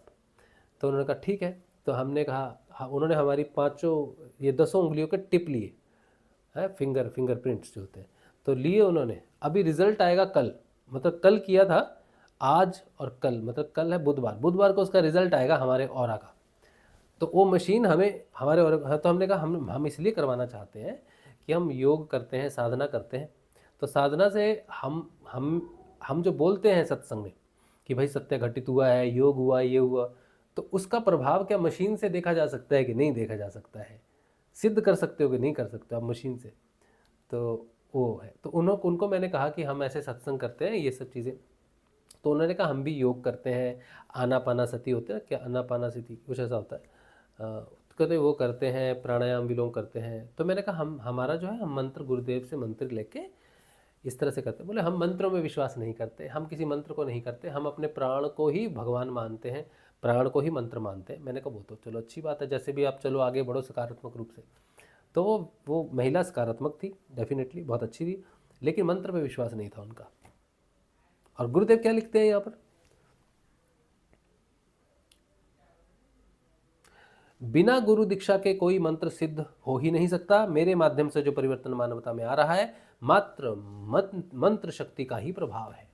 अब सच में अगर मंत्र शक्ति का प्रभाव है और मंत्र शक्ति कुछ करती है, तो वो रिजल्ट आएगा कल ऑरा का, ठीक है, और उसको तो पता चलेगा रिजल्ट कैसा आया है। तो अब ये रिजल्ट अगर सच में कुछ है तो रिजल्ट अच्छा ही आना चाहिए। हालांकि इस समय हम थोड़े से मतलब डिस्ट्रेस में है, लेकिन फिर भी ऑरा तो बनना, ऑरा ही है जो हमें बार बार रिलैक्स करता है, बार बार अपनी नॉर्मल पोजीशन में लाता है। जैसे रबड़ को खींचता है, तो टेंशन हमें खींचती तो है, लेकिन हमारी स्वाभाविक दृष्टि जो है, स्वाभाविक स्थिति जो है, वो सरल है इस समय, तो हम वापस सरल आ जाते हैं। पहले हमारी स्वाभाविक दृष्टि खींची हुई थी, सरल होना बड़ा मुश्किल था। अब हम सरल है स्वाभाविक रूप से, लेकिन परिस्थितियाँ हमें खींच देती हैं, लेकिन सरलता हमें वापस लेके आ जाती है। तो ऑरा जो होना चाहिए वो स्वाभाविक होना चाहिए, सरलता का होना चाहिए। तो पता चलेगा, आप कल देखते हैं, आपको बताएंगे हम, ठीक है, आपको हम बताएंगे। तो ये बात है। तो वो लोग नहीं मानते। गुरुदेव कहते हैं, मैं चुनौती के साथ कहता हूं कि मैं तो विज्ञान के शोधकर्ताओं से मिलने ही संसार में निकला हूं। अब देखो वो वैज्ञानिक है, हम गुरुदेव के शिष्य हैं, तो हम पर गुरु जी का क्या प्रभाव पड़ा है मंत्र शक्ति का। अब वो शोध करेगी, हम पर ले गई है शोध करने के लिए, अब शोध के रिजल्ट लाएगी तो देखते हैं। क्योंकि इस समय संसार में पूर्ण रूप से तामसिक वृत्तियों का साम्राज्य है, इसलिए इन वृत्तियों के साधक ही संसार में नजर आ रहे हैं। यानी कि तामसिक वृत्तियों के साधक ही संसार में इस समय दिख रहे हैं। ऐसे नाटक दिखाकर लोगों को आकर्षित करते हैं। आज की भाषा में उन्हें जादूगर कहते हैं। ये लोग मात्र प्रेत पूजक होते हैं। भगवान श्री कृष्ण से इस संबंध में गीता में क्या कहा है भगवान ने? कहते हैं यान्ति देव व्रता देवान पितृन यान्ति पितृव्रता भूतानि यान्ति भूतेज्या यान्ति मध्य जिनो अपि माम। मतलब वही देवताओं को पूजने वाले देवताओं को, भूतों को पूजने वाले भूतों को, पितरों को पूजने वाले पितरों को, और मुझे पूजने वाला मुझे प्राप्त होता है। मेरे भक्त मुझे प्राप्त होते हैं। जब शब्द से सर्वभूतों की उत्पत्ति मानते हो, फिर शब्द से ही देव और मानव सभी की उत्पत्ति हुई है। आज संसार में उन्हीं शब्द यानी कि मंत्रों के ज्ञाता सर्वाधिक हैं जिनसे भूतों प्रेतों की उत्पत्ति हुई है। मतलब आज के संसार में देवता हो, मनुष्य हो, भूत जो भी हुए देवता, वो सब मंत्र से उत्पन्न हुए हैं। लेकिन आज इस संसार में वो लोग ज़्यादा हैं जो उस शब्द का ज्ञान रखते हैं जिस शब्द से प्रेतों की उत्पत्ति हुई है। समझ रहे हो आप? यही कारण है कि परामनोविज्ञान पर शोध करने वाले पश्चिम के शोधकर्ताओं को ऊर्ध्व गति से अधोगति की तरफ ढकेलने वाली शक्तियों का बिल्कुल ही ज्ञान नहीं है, जबकि इनमें रात दिन का अंतर है। क्योंकि आज उनके पास बैप्टाइज्ड विद द घोस्ट के ज्ञाता ही पहुंचे हैं, लेकिन baptized with the holy ghost नहीं पहुंचा। क्या बोलते गुरु जी? क्योंकि आज उनके पास बैप्टाइज्ड विद द घोस्ट के ज्ञाता ही पहुंचे हैं। जब उनके पास baptized with the holy ghost के ज्ञाता पहुंच जाएंगे, तभी वो लोग अपने कार्यों में पूर्ण सफलता प्राप्त करेंगे। क्योंकि भौतिक विज्ञान क्योंकि आज लोग क्या करते हैं ना, आज देखो लोग कहते हैं सनातन धर्म का उत्थान हो रहा है ना। कहते हैं ना, बहुत बड़े बड़े बाबा जी बैठते हैं, उनके पास लोग जाते हैं, ऊपर पर्ची निकालते हैं, है ना। ये समस्या है, ये कर दो, तुम में भूत है, भूत को निकालते हैं। हमारे गुरु भाई भी कुछ हैं जो भूतों को निकालते हैं। तो लोग भूतों को निकालते हैं, लोगों की मदद करते हैं, सिद्धियों से मदद करते हैं, सिद्धि विशेषक हैं वो लोग। तो व्यक्ति की सच्ची मदद तब हो सकती है जब उसके अंदर आत्मा जागृत हो और उसके अंदर वो सारी आत्मशक्तियाँ जागृत हों और वो स्वयं अपनी मुसीबतों से बाहर निकले। जब तक तुम्हें तुम्हारी मुसीबत, तुम्हारी ये जो नकारात्मकता या जो भी है, भूत प्रेत जो भी तुम मानते हो, उससे निकालने वाला कोई बाहर का व्यक्ति है, बाहर से तुम्हारी कोई हेल्प कर रहा है, तब तक तुम्हारा उद्धार नहीं हो सकता है। जब तक तुम्हारी मदद करने वाला बैप्टाइज्ड विद द घोस्ट है, सिद्धियों वाला है, तब तक तुम्हें ज्ञान नहीं होगा। लेकिन जब तुम्हें baptised with the holy ghost किया जाएगा, जब तुम्हें आत्म दीक्षा देकर तुम्हें जागृत किया जाएगा, तभी तुम्हारी समस्याओं का समाधान होगा। तो लोग सब पीछे भागते हैं सिद्धियों वालों के। सिद्धियों का बोलबाला है आजकल। आप देखो यूट्यूब पे जितने भी लोग प्रचलित हैं, सबको कोई ना कोई सिद्धि है, सब विशेष हैं। लेकिन अविशेष लोगों को कोई क्यों देखेगा? क्यों देखेगा? बस यही बात है। गुरुजी कह रहे हैं कि आज बोलबाला सिर्फ उन्हीं का है जो सिद्धियों के दम पर लोगों को अपने पीछे लगाते हैं, और वो लोग भी मूर्ख हैं जो सिद्धियों वालों के पीछे लगते हैं। आज ऊर्ध्व गति वाली शक्तियों का ह्रास होने के कारण ही हम हमारे दर्शन का क्या बोलते हैं? गुरुजी कहते हैं क्योंकि भौतिक विज्ञान ऊर्ध्वगमन कर रहा है, भौतिक विज्ञान ऊर्ध्वगमन कर रहा है, अतः ऊर्ध्वगमन कराने वाली शक्तियां ही भौतिक विज्ञान का सही पथ प्रदर्शन कर सकती हैं। आज ऊर्ध्व गति वाली शक्तियों का ह्रास होने के कारण ही हम हमारे दर्शन को प्रमाणित करने की स्थिति में नहीं हैं। हमारा दर्शन मानव का विकास गीता में वर्णित 13वें अध्याय के 22वें श्लोक एवं पतंजलि योग दर्शन के कैवल्यपाद के 34वें श्लोक में वर्णित स्थिति तक कर देता है। यही बात प्रमाणित करने मैं विश्व में निकला हूँ, गुरुजी ऐसा कहते हैं। हमारे ऋषियों ने गहन शोध के बाद इस सिद्धांत को स्वीकार किया कि जो ब्रह्मांड में है वही सब पिंड में है। इस प्रकार मूलाधार चक्र से आज्ञा चक्र तक का जगत माया का है और आज्ञा चक्र से लेकर सहस्त्रार तक का जगत पर ब्रह्म का है। यह सिद्धांत प्रतिपादित किया वैदिक मनोविज्ञान यानी आध्यात्म विज्ञान, यह सिद्धांत प्रतिपादित किया ऋषियों ने। ठीक है, क्या कहा ऋषियों ने? मूल धारा से लेकर सहस्त्रार तक का पिंड ब्रह्मांड एक ही है, लेकिन आज्ञा चक्र तक माया, आज्ञा से यहाँ तक परब्रह्म है। यही सिद्धांत प्रतिपादित किया है। अच्छा, उसके बाद वैदिक मनोविज्ञान यानी कि अध्यात्म विज्ञान इसे स्वीकार करते हुए अपनी भाषा में मूलाधार से आज्ञा चक्र के जगत को अन्नमय कोश, प्राणमय कोश, मनोमय कोश, विज्ञानमय कोश की संज्ञा देता है। यह जगत सत्ता का निरंतर, यह विज्ञानमय कोश तक विज्ञान में कोष्टक सत्ता का निमंतर भाग, निमंतर नीचे का भाग है, जहां विद्या पर अविद्या का आधिपत्य है। आज्ञा चक्र से सहस्रार तक को आनंदमय, चित्तमय और सत्यमय की परिभाषा संज्ञा दी गई है। यह सत्ता उच्चतर अर्ध है, ऊर्ध्व, यह सत्ता का उच्चतर अर्ध है। निमंतर अर्ध, उच्चतर अर्ध। निमंतर में क्या आता है? अन्नमय, प्राणमय, मनोमय, चित्त, अन्नमय, प्राणमय, मनोमय, विज्ञान में। ऊपर में क्या आता है? आनंद में, चित्त में, सत्य में, जिसमें अविद्या पर विद्या का प्रभुत्व है। इस जगत में अज्ञान, पीड़ा या सीमा का नाम नहीं है। इस जगत में अज्ञान, पीड़ा और सीमा का नाम नहीं है। नीचे है जो है, गुरु शिष्य परंपरा में मंत्र दीक्षा का विधान है। शब्द की धारा के सहारे ही सहस्त्रार में पहुंचना संभव है, अन्यथा नहीं। इस संबंध में कबीरदास जी ने रहस्य उद्घाटन करते हुए कहा, कबीरा धारागम की सदगुरु दई लखाए, उलटता ही पढ़िए सदा स्वामी संग लगाए। संत मत के अनुसार एक धारा अगम लोक से नीचे की ओर चली, वह सभी लोकों की रचना करती हुई मूलाधारा में आकर ठहर गई।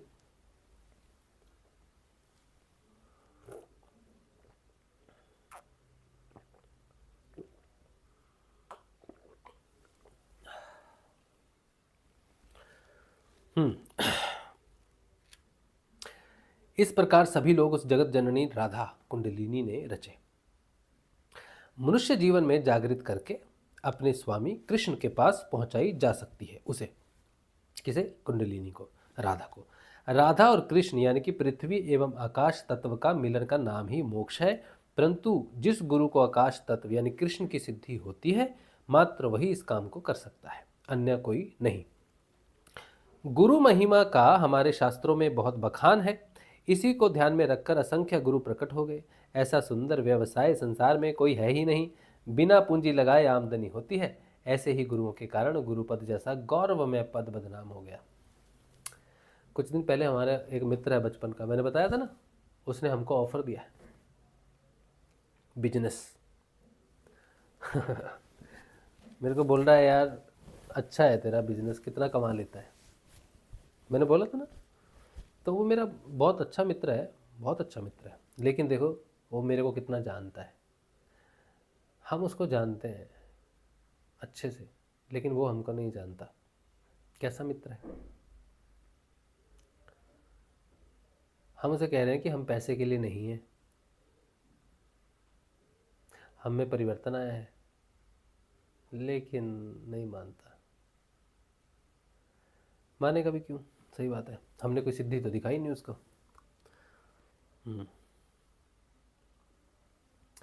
गुरु की सर्वोत्तम व्याख्या है, जो गोविंद से मिलाए। इसलिए ईश्वर की स्थिति और प्राप्ति के संबंध में कहा गया है, जो सभी मानव शरीर में व्याप्त, हृदय में प्रतिक्षण पूर्ण रूप से निवास करते रहने पर भी जो श्री गुरु कृपाहीन को गोचर ना होकर गुप्तवास कर रहा है, वही वेदांत का अंतिम लक्ष्य सच्चिदानंद है। फिर से सुनो क्या कहते हैं, जो सभी मानव शरीरों में व्याप्त, हृदय में प्रतिक्षण पूर्ण रूप से निवास करते रहने पर भी जो श्री गुरु कृपाहीन को गोचर ना होकर, मतलब जिस पर गुरु भगवान की कृपा ना हो, उसको ये बात समझ में नहीं आती है। क्या बात समझ में नहीं आती है? कि वो परम सत्ता मनुष्य के शरीर में व्याप्त है और प्रतिक्षण हमारे हृदय में निवास कर रही है। लेकिन गुरु कृपाहीन को ये बात समझ में नहीं आती है कि वो गुप्त रूप से की होकर गुप्तवास कर रहा है। जिस पर गुरु कृपा नहीं होती उसे नहीं पता ये बात। वही वेदांत का अंतिम लक्ष्य सच्चिदानंद है, और उसको मालूम नहीं है कि वही सच्चिदानंद घन परम परमात्मा हमारे हृदय में वास करता है। ये गुरु कृपाहीन व्यक्ति को मालूम नहीं होता। मंत्र का रहस्य जब तक समझ में नहीं आता, तब तक साधक उससे कुछ भी प्राप्त नहीं कर सकता। मंत्र का रहस्य कैसे जाना जा सकता है? इस संबंध में मालिनी विजय तंत्र में कहा गया है, शिष्यणापि तदा ग्राह्य यदा संतोषितो गुरु शरीर द्रव्य विज्ञान शुद्धिकरम गुणादिभि बोधिता तु यदा तेन गुरुणा दृष्ट चेतसा तदा सिद्धि प्रदा ज्ञेया नन्य यथा वीर वंदिते। ये है तीसरा चैप्टर है और उसका 49th और 48th श्लोक है, मालिनी विजय तंत्र का। मंत्र का रहस्य तभी समझ में आ सकता है, इसका अर्थ क्या है? मंत्र का रहस्य तभी समझ में आ सकता है जब गुरु शिष्य के सदोगुणों से संतुष्ट हो जाते हैं।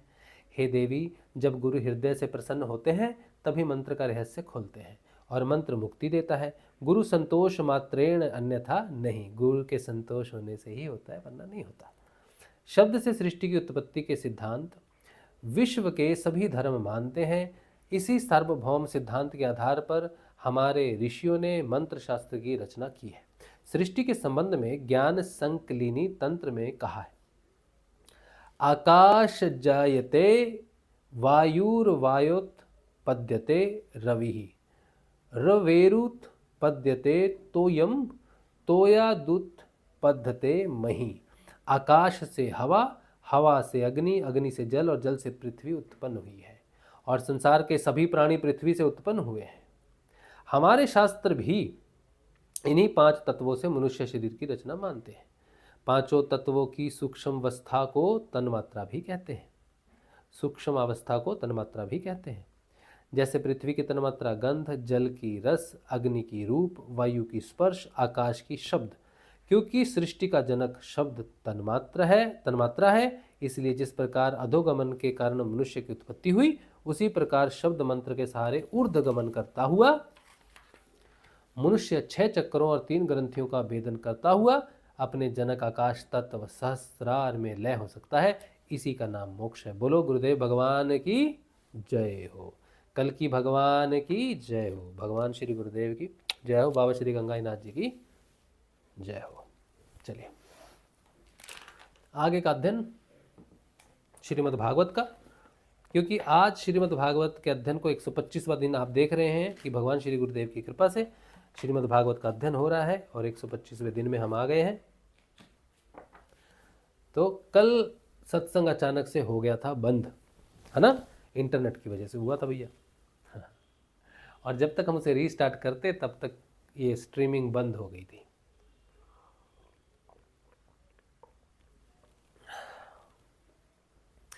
तो कल का अध्याय जो है वो पूर्ण हुआ नहीं था। 2 अध्याय पढ़े थे कल हम में से, एक तो पूरा पढ़ लिया था, छोटा सा था, और दूसरा हम पढ़ रहे थे तो बंद हो गया था। ठीक है, आज हम उसे पूरा कर देते हैं। ठीक है, तो हम एक पैराग्राफ पीछे से शुरू करेंगे। ये है 14वां अध्याय हम पढ़ रहे थे कल, चंद्रवंश का वर्णन पढ़ रहे थे, और हम आपको थोड़ा सारांश बता देते हैं इसका। चंद्रवंश का वर्णन जो हो रहा था 14वें अध्याय में। अच्छा, भगवान श्री गुरुदेव की जय हो, श्रीमद् भागवत की जय हो, आपकी जय हो, हमारी भी जय हो, इसलिए कि हम श्रीमद् भागवत को पढ़ने का हमें सौभाग्य मिले, इसलिए, व्यक्तिगत रूप से नहीं। तो चंद्रवंश का वर्णन जो हमने पढ़ा उसमें मुख्य बात क्या आई कि हमने देखा देवताओं का जो हाल है क्या है कि बृहस्पति की पत्नी तारा को हरण कर लेते हैं चंद्रमा। अब बृहस्पति उसके लिए लड़ते हैं, तो कुछ बृहस्पति की साइड से देवता लड़ते हैं, कुछ चंद्रमा की तरफ से लड़ते हैं। जैसे शुक्राचार्य जो है बृहस्पति के शत्रु होने के कारण चंद्रमा की साइड लेते हैं, और देवता जो है वो अपने गुरु की साइड लेते हैं। इस तरह से दोनों में टकरार होती है कि भाई तू मेरी वाइफ को वापस दे दे, तो चंद्रमा कहता नहीं देंगे। तो फाइनली बीच में जो होता है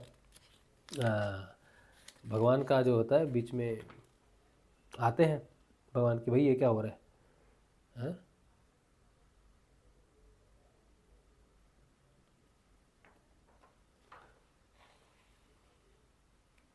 तदंतर अंगिरा ऋषि ने ब्रह्मा जी के पास जाकर यह युद्ध बंद कराने की प्रार्थना की। इस पर ब्रह्मा जी ने चंद्रमा को बहुत डांटा फटकारा और तारा को उसके पति बृहस्पति के हवाले कर दिया। जब बृहस्पति जी को यह मालूम हुआ कि तारा तो गर्भवती है, तब उन्होंने कहा, दुष्टे, मेरे क्षेत्र में यह तो किसी दूसरे का गर्भ है और तू अभी से त्याग दे, तुरंत त्याग दे, डर मत, मैं तुझे जलाऊंगा नहीं, क्योंकि एक तो तू स्त्री है और दूसरा मुझे भी संतान की कामना है, देवी होने के कारण तू निर्दोष भी है। अपने पति की ये बात सुनकर बहुत कुछ होता है, तो पुत्र हो जाता है, पुत्र बड़ा सुंदर है। अब बृहस्पति कहते बड़ा सुंदर पुत्र है, ये तो हमारा होना चाहिए। चंद्रमा कहता नहीं, बड़ा सुंदर पुत्र है, मेरा होना चाहिए। तो स्त्री से पूछते हैं तारा से किसका है, तो बोलती नहीं। अब पुत्र पैदा होकर बोलता है अपनी माँ को कि तू दुष्ट है, क्यों छुपा रही है, तू बतलाती क्यों नहीं है। हाँ, बच्चा यही कहता है डायरेक्ट। बालक ने अपनी माता की झूठी लज्जा से क्रोधित होकर कहा, झूठी लज्जा, और लज्जा कर रही है कि मैं नहीं बताऊंगी किसका है। तो बेटा बड़ा क्रोधित हुआ, बड़ा तुम झूठी लज्जा मत करो दुष्टे, बताओ मैं किसका पुत्र हूँ। तो इस तरह की बातें हैं। तो फिर ब्रह्मा जी ने तारा को एकांत में बुलाकर उससे पूछा। तो तारा ने धीरे से ब्रह्मा जी को बताया, चंद्रमा बृहस्पति या चंद्रमा को नहीं बताया, ब्रह्मा जी को बताया कि ये चंद्रमा का पुत्र है और उस पुत्र का नाम है बुध, बुध ग्रह। तो ये चंद्रवंश का थोड़ा वर्णन आया था। इसके बाद में उर्वशी का थोड़ा वर्णन आया, राजा के साथ उर्वशी घूम रही थी, तो थोड़ा सा पढ़ा हमने। तो हम ये क्या कर, उसके आगे का हम थोड़ा पढ़ लेते हैं, लास्ट का जो इंटरनेट चला गया था वहाँ से पढ़ते हैं। फिर कहते हैं आप कल वाला थोड़ा जो आप इसको सुनोगे ना, आज का सत्संग, ये अध्ययन श्रीमद् भागवत का, कल वाला आप थोड़ा लास्ट का पार्ट देख लेना, अध्ययन वाला, तब आपको ये समझ में आ जाएगा। ठीक है, पूरा हम चैप्टर नहीं पढ़ रहे। फिर कहते हैं, एक जगह शुरू होता है, तुम इन गंधर्वों की स्तुति करो। उर्वशी मिलने से पुरुरवा एक राजा है, उनका उर्वशी के साथ मिलन चल रहा है, तो उर्वशी उनको छोड़ के चली जाती है किसी कारण से। तो फिर बाद में फिर मिलती है, फिर ऐसा कुछ होता है, विरह है, वो सब चलता है। तो वहीं से आगे प्रातःकाल जब वे विदा होने लगे, कौन, उर्वशी से मिलने पुरुरवा को बड़ा सुख मिला। फिर से मिले उर्वशी से, पुरुरवा छोड़ के चली गई थी, और वे एक रात उसी के साथ रहे। प्रातःकाल जब वे विदा होने लगे तब विरह के दुख से अत्यंत दीन हो गए। उर्वशी ने उनसे कहा, तुम इन गंधर्वों की स्तुति करो, ये चाहे तो तुम्हें मुझे दे सकते हैं। तब राजा पुरुरवा ने गंधर्वों की स्तुति की।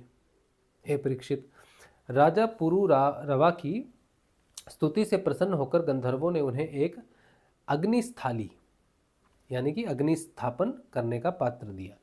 राजा ने समझा यही उर्वशी है, इसलिए उसको हृदय से लगाकर वे एक वन से दूसरे वन में घूमते रहे। जब उन्हें होश हुआ तब वे थाली को वन में छोड़कर अपने महल में लौट आए एवं रात के समय उर्वशी का ध्यान करते रहे। इस प्रकार जब त्रेता युग का प्रारंभ हुआ तब उनके हृदय में तीनों वेद प्रकट हुए। फिर वे उस स्थान पर गए जहां उन्होंने उस अग्निस्थाली छोड़ी थी। अब उस स्थान पर शमी वृक्ष हो गया।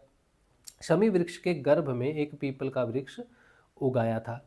उसे देखकर उन्होंने उससे 2 अरणियां यानी कि मंथन काष्ठ बनाई। फिर उन्होंने उर्वशी लोक की कामना से नीचे की अरणी को उर्वशी, ऊपर की अरणी को पुरुरवा और बीच के काष्ठ को पुत्र रूप से चिंतन करते हुए अग्नि प्रज्वलित करने वाले मंत्रों से मंथन किया।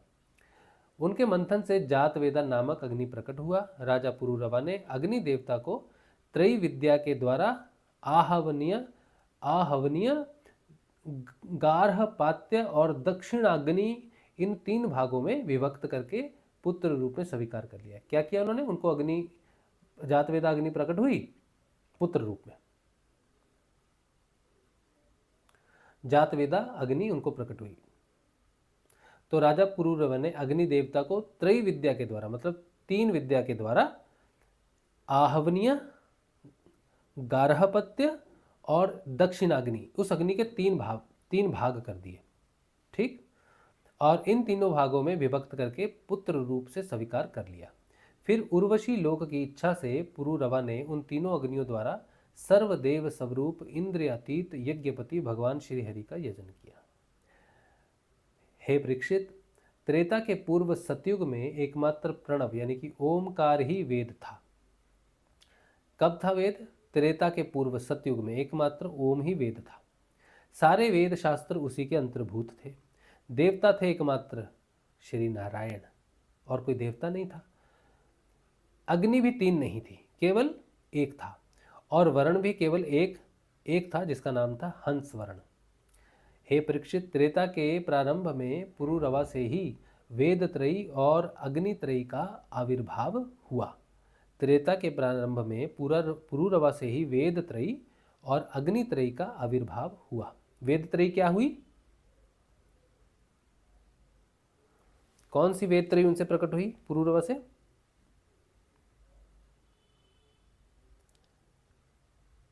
तब उनके हृदय में तीनों वेद प्रकट हुए। तो वेद त्रयी, ऋग्वेद, यजुर्वेद, सामवेद, अथर्ववेद।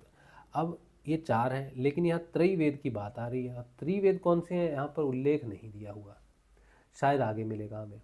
लेकिन ये त्रैवेद और त्रि अग्नि, जो तीन अग्नि के स्वरूप हैं, आहवनिया, गारहपत्य और दक्षिण अग्नि, ये तीन। और तीन वेद कहाँ से प्रकट हुए?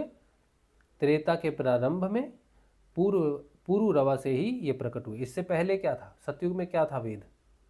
सतयुग में एक ही वेद था, क्या नाम था? ओम। राजा पुरुरवा ने अग्नि को संतान रूप से स्वीकार करके गंधर्व लोक की प्राप्ति की। यहाँ पर 14वां अध्याय संपूर्ण होता है। 15वां अध्याय ऋचिक, जन्माग्नि और परशुराम जी का चरित्र, यह हम कल पढ़ेंगे। आज हमने थोड़ा सा कर लिया है अध्ययन, लेकिन अब हम अपने आप को थोड़ा यहाँ पे आराम देंगे, विश्राम देंगे, क्योंकि हमें लग रहा है कि आगे का अध्ययन हमारे लिए थोड़ा कष्टकारी हो सकता है। वो इसलिए क्योंकि प्राण ऊपर उठते हैं, ठीक है, तो हमें थोड़ा अध्ययन करने में दिक्कत होती है।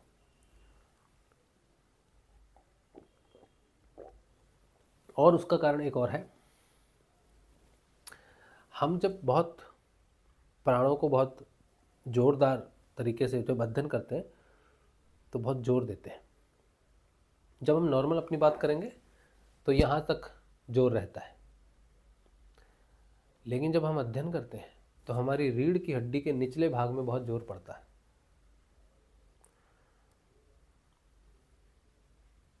और हमारी रीढ़ की हड्डी में नीचे में अभी वो पूरी तरह से उसमें ऑक्सीजन जो है वो अभी थोड़ी रोगग्रस्त है ना, ठीक हो रही है, ठीक हुई नहीं है। तो उसमें ऑक्सीजन जो है उसका प्रवाह थोड़ा जोर से जाने से उसमें एक तरह का प्राणायाम, जब हमें प्राणायाम होता है तो हमको नीचे दर्द होता है रीढ़ की हड्डी में, तो अभी वो पूर्ण रूप से सब खुली नहीं है। तो ज़्यादा अध्ययन करने से, जब हम बहुत जोर लगा के अध्ययन करते हैं, बहुत तेज प्राण फेंकते हैं बाहर, तो हम वहाँ पर जोर पड़ता है बहुत, तो भी थोड़ा दिक्कत हो सकता है ना। तो आज हमने थोड़ा अध्ययन कर लिया है श्रीमद् भागवत का। 14वें अध्याय को ही हमने आज पूर्ण किया है। कल हम जो है 15वां अध्याय पढ़ेंगे, ठीक है। आज गुरु जी की पुस्तक पढ़ी और भी बहुत कुछ आपको स्वाध्याय में बात किया हमने। तो उम्मीद है कि आज का सत्संग आपको लाभ दे साधना में। तो आपका प्रश्न लेंगे, फिर हम गुरुदेव जी के श्री चरणों में ये सत्संग रख देंगे।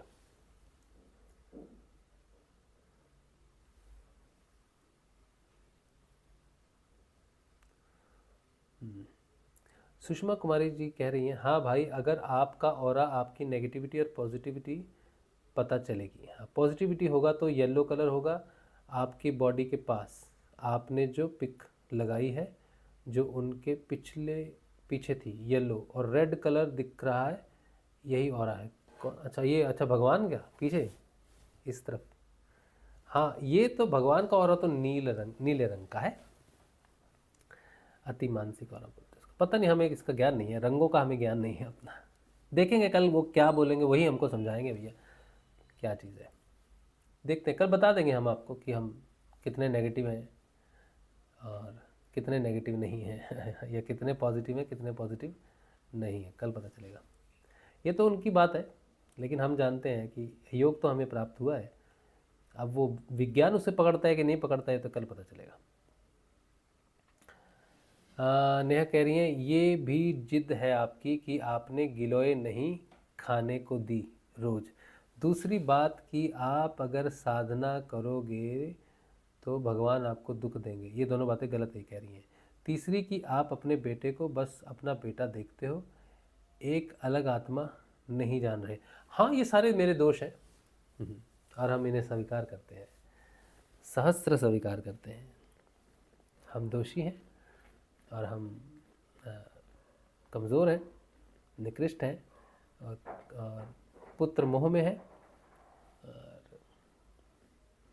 बस और भी बहुत कुछ है। हमारी कमज़ोरियां हैं, हमारी गलतियां हैं, हमारी ज़िद है, और हमें देखते हैं, समझते भी हैं। और आप बिल्कुल सही कह रही हैं। तो हम स्वाध्याय करने की कोशिश करेंगे। और गिलोय की जहाँ बात है, हम भूल गए थे, हमने जानबूझ के उसको नहीं दिया, ऐसी बात नहीं है, लेकिन हम भूल गए गिलोय देना उसको। ठीक है, हम प्रयास करेंगे उसको गिलोय दें, कड़वा होता है बहुत वो, तो उससे बुखार, उसका बदन पहले ही बहुत ठंडा रहता है नॉर्मली उसका जो बॉडी का हीट है वो कम है। वो उसके पैरों तक, उसको इतना लंबा है, 6 फीट 2 इंच का है, 16 साल का है, 16.5 साल का, तो उसके पैर जनरली ठंडे रहते हैं। और गिलोय क्या करता है, वो थोड़ी गर्मी को कम करता है, हीट को कम करता है। बुखार किसी को हो तो गिलोय दिया जाता है, उससे बुखार उतरता है।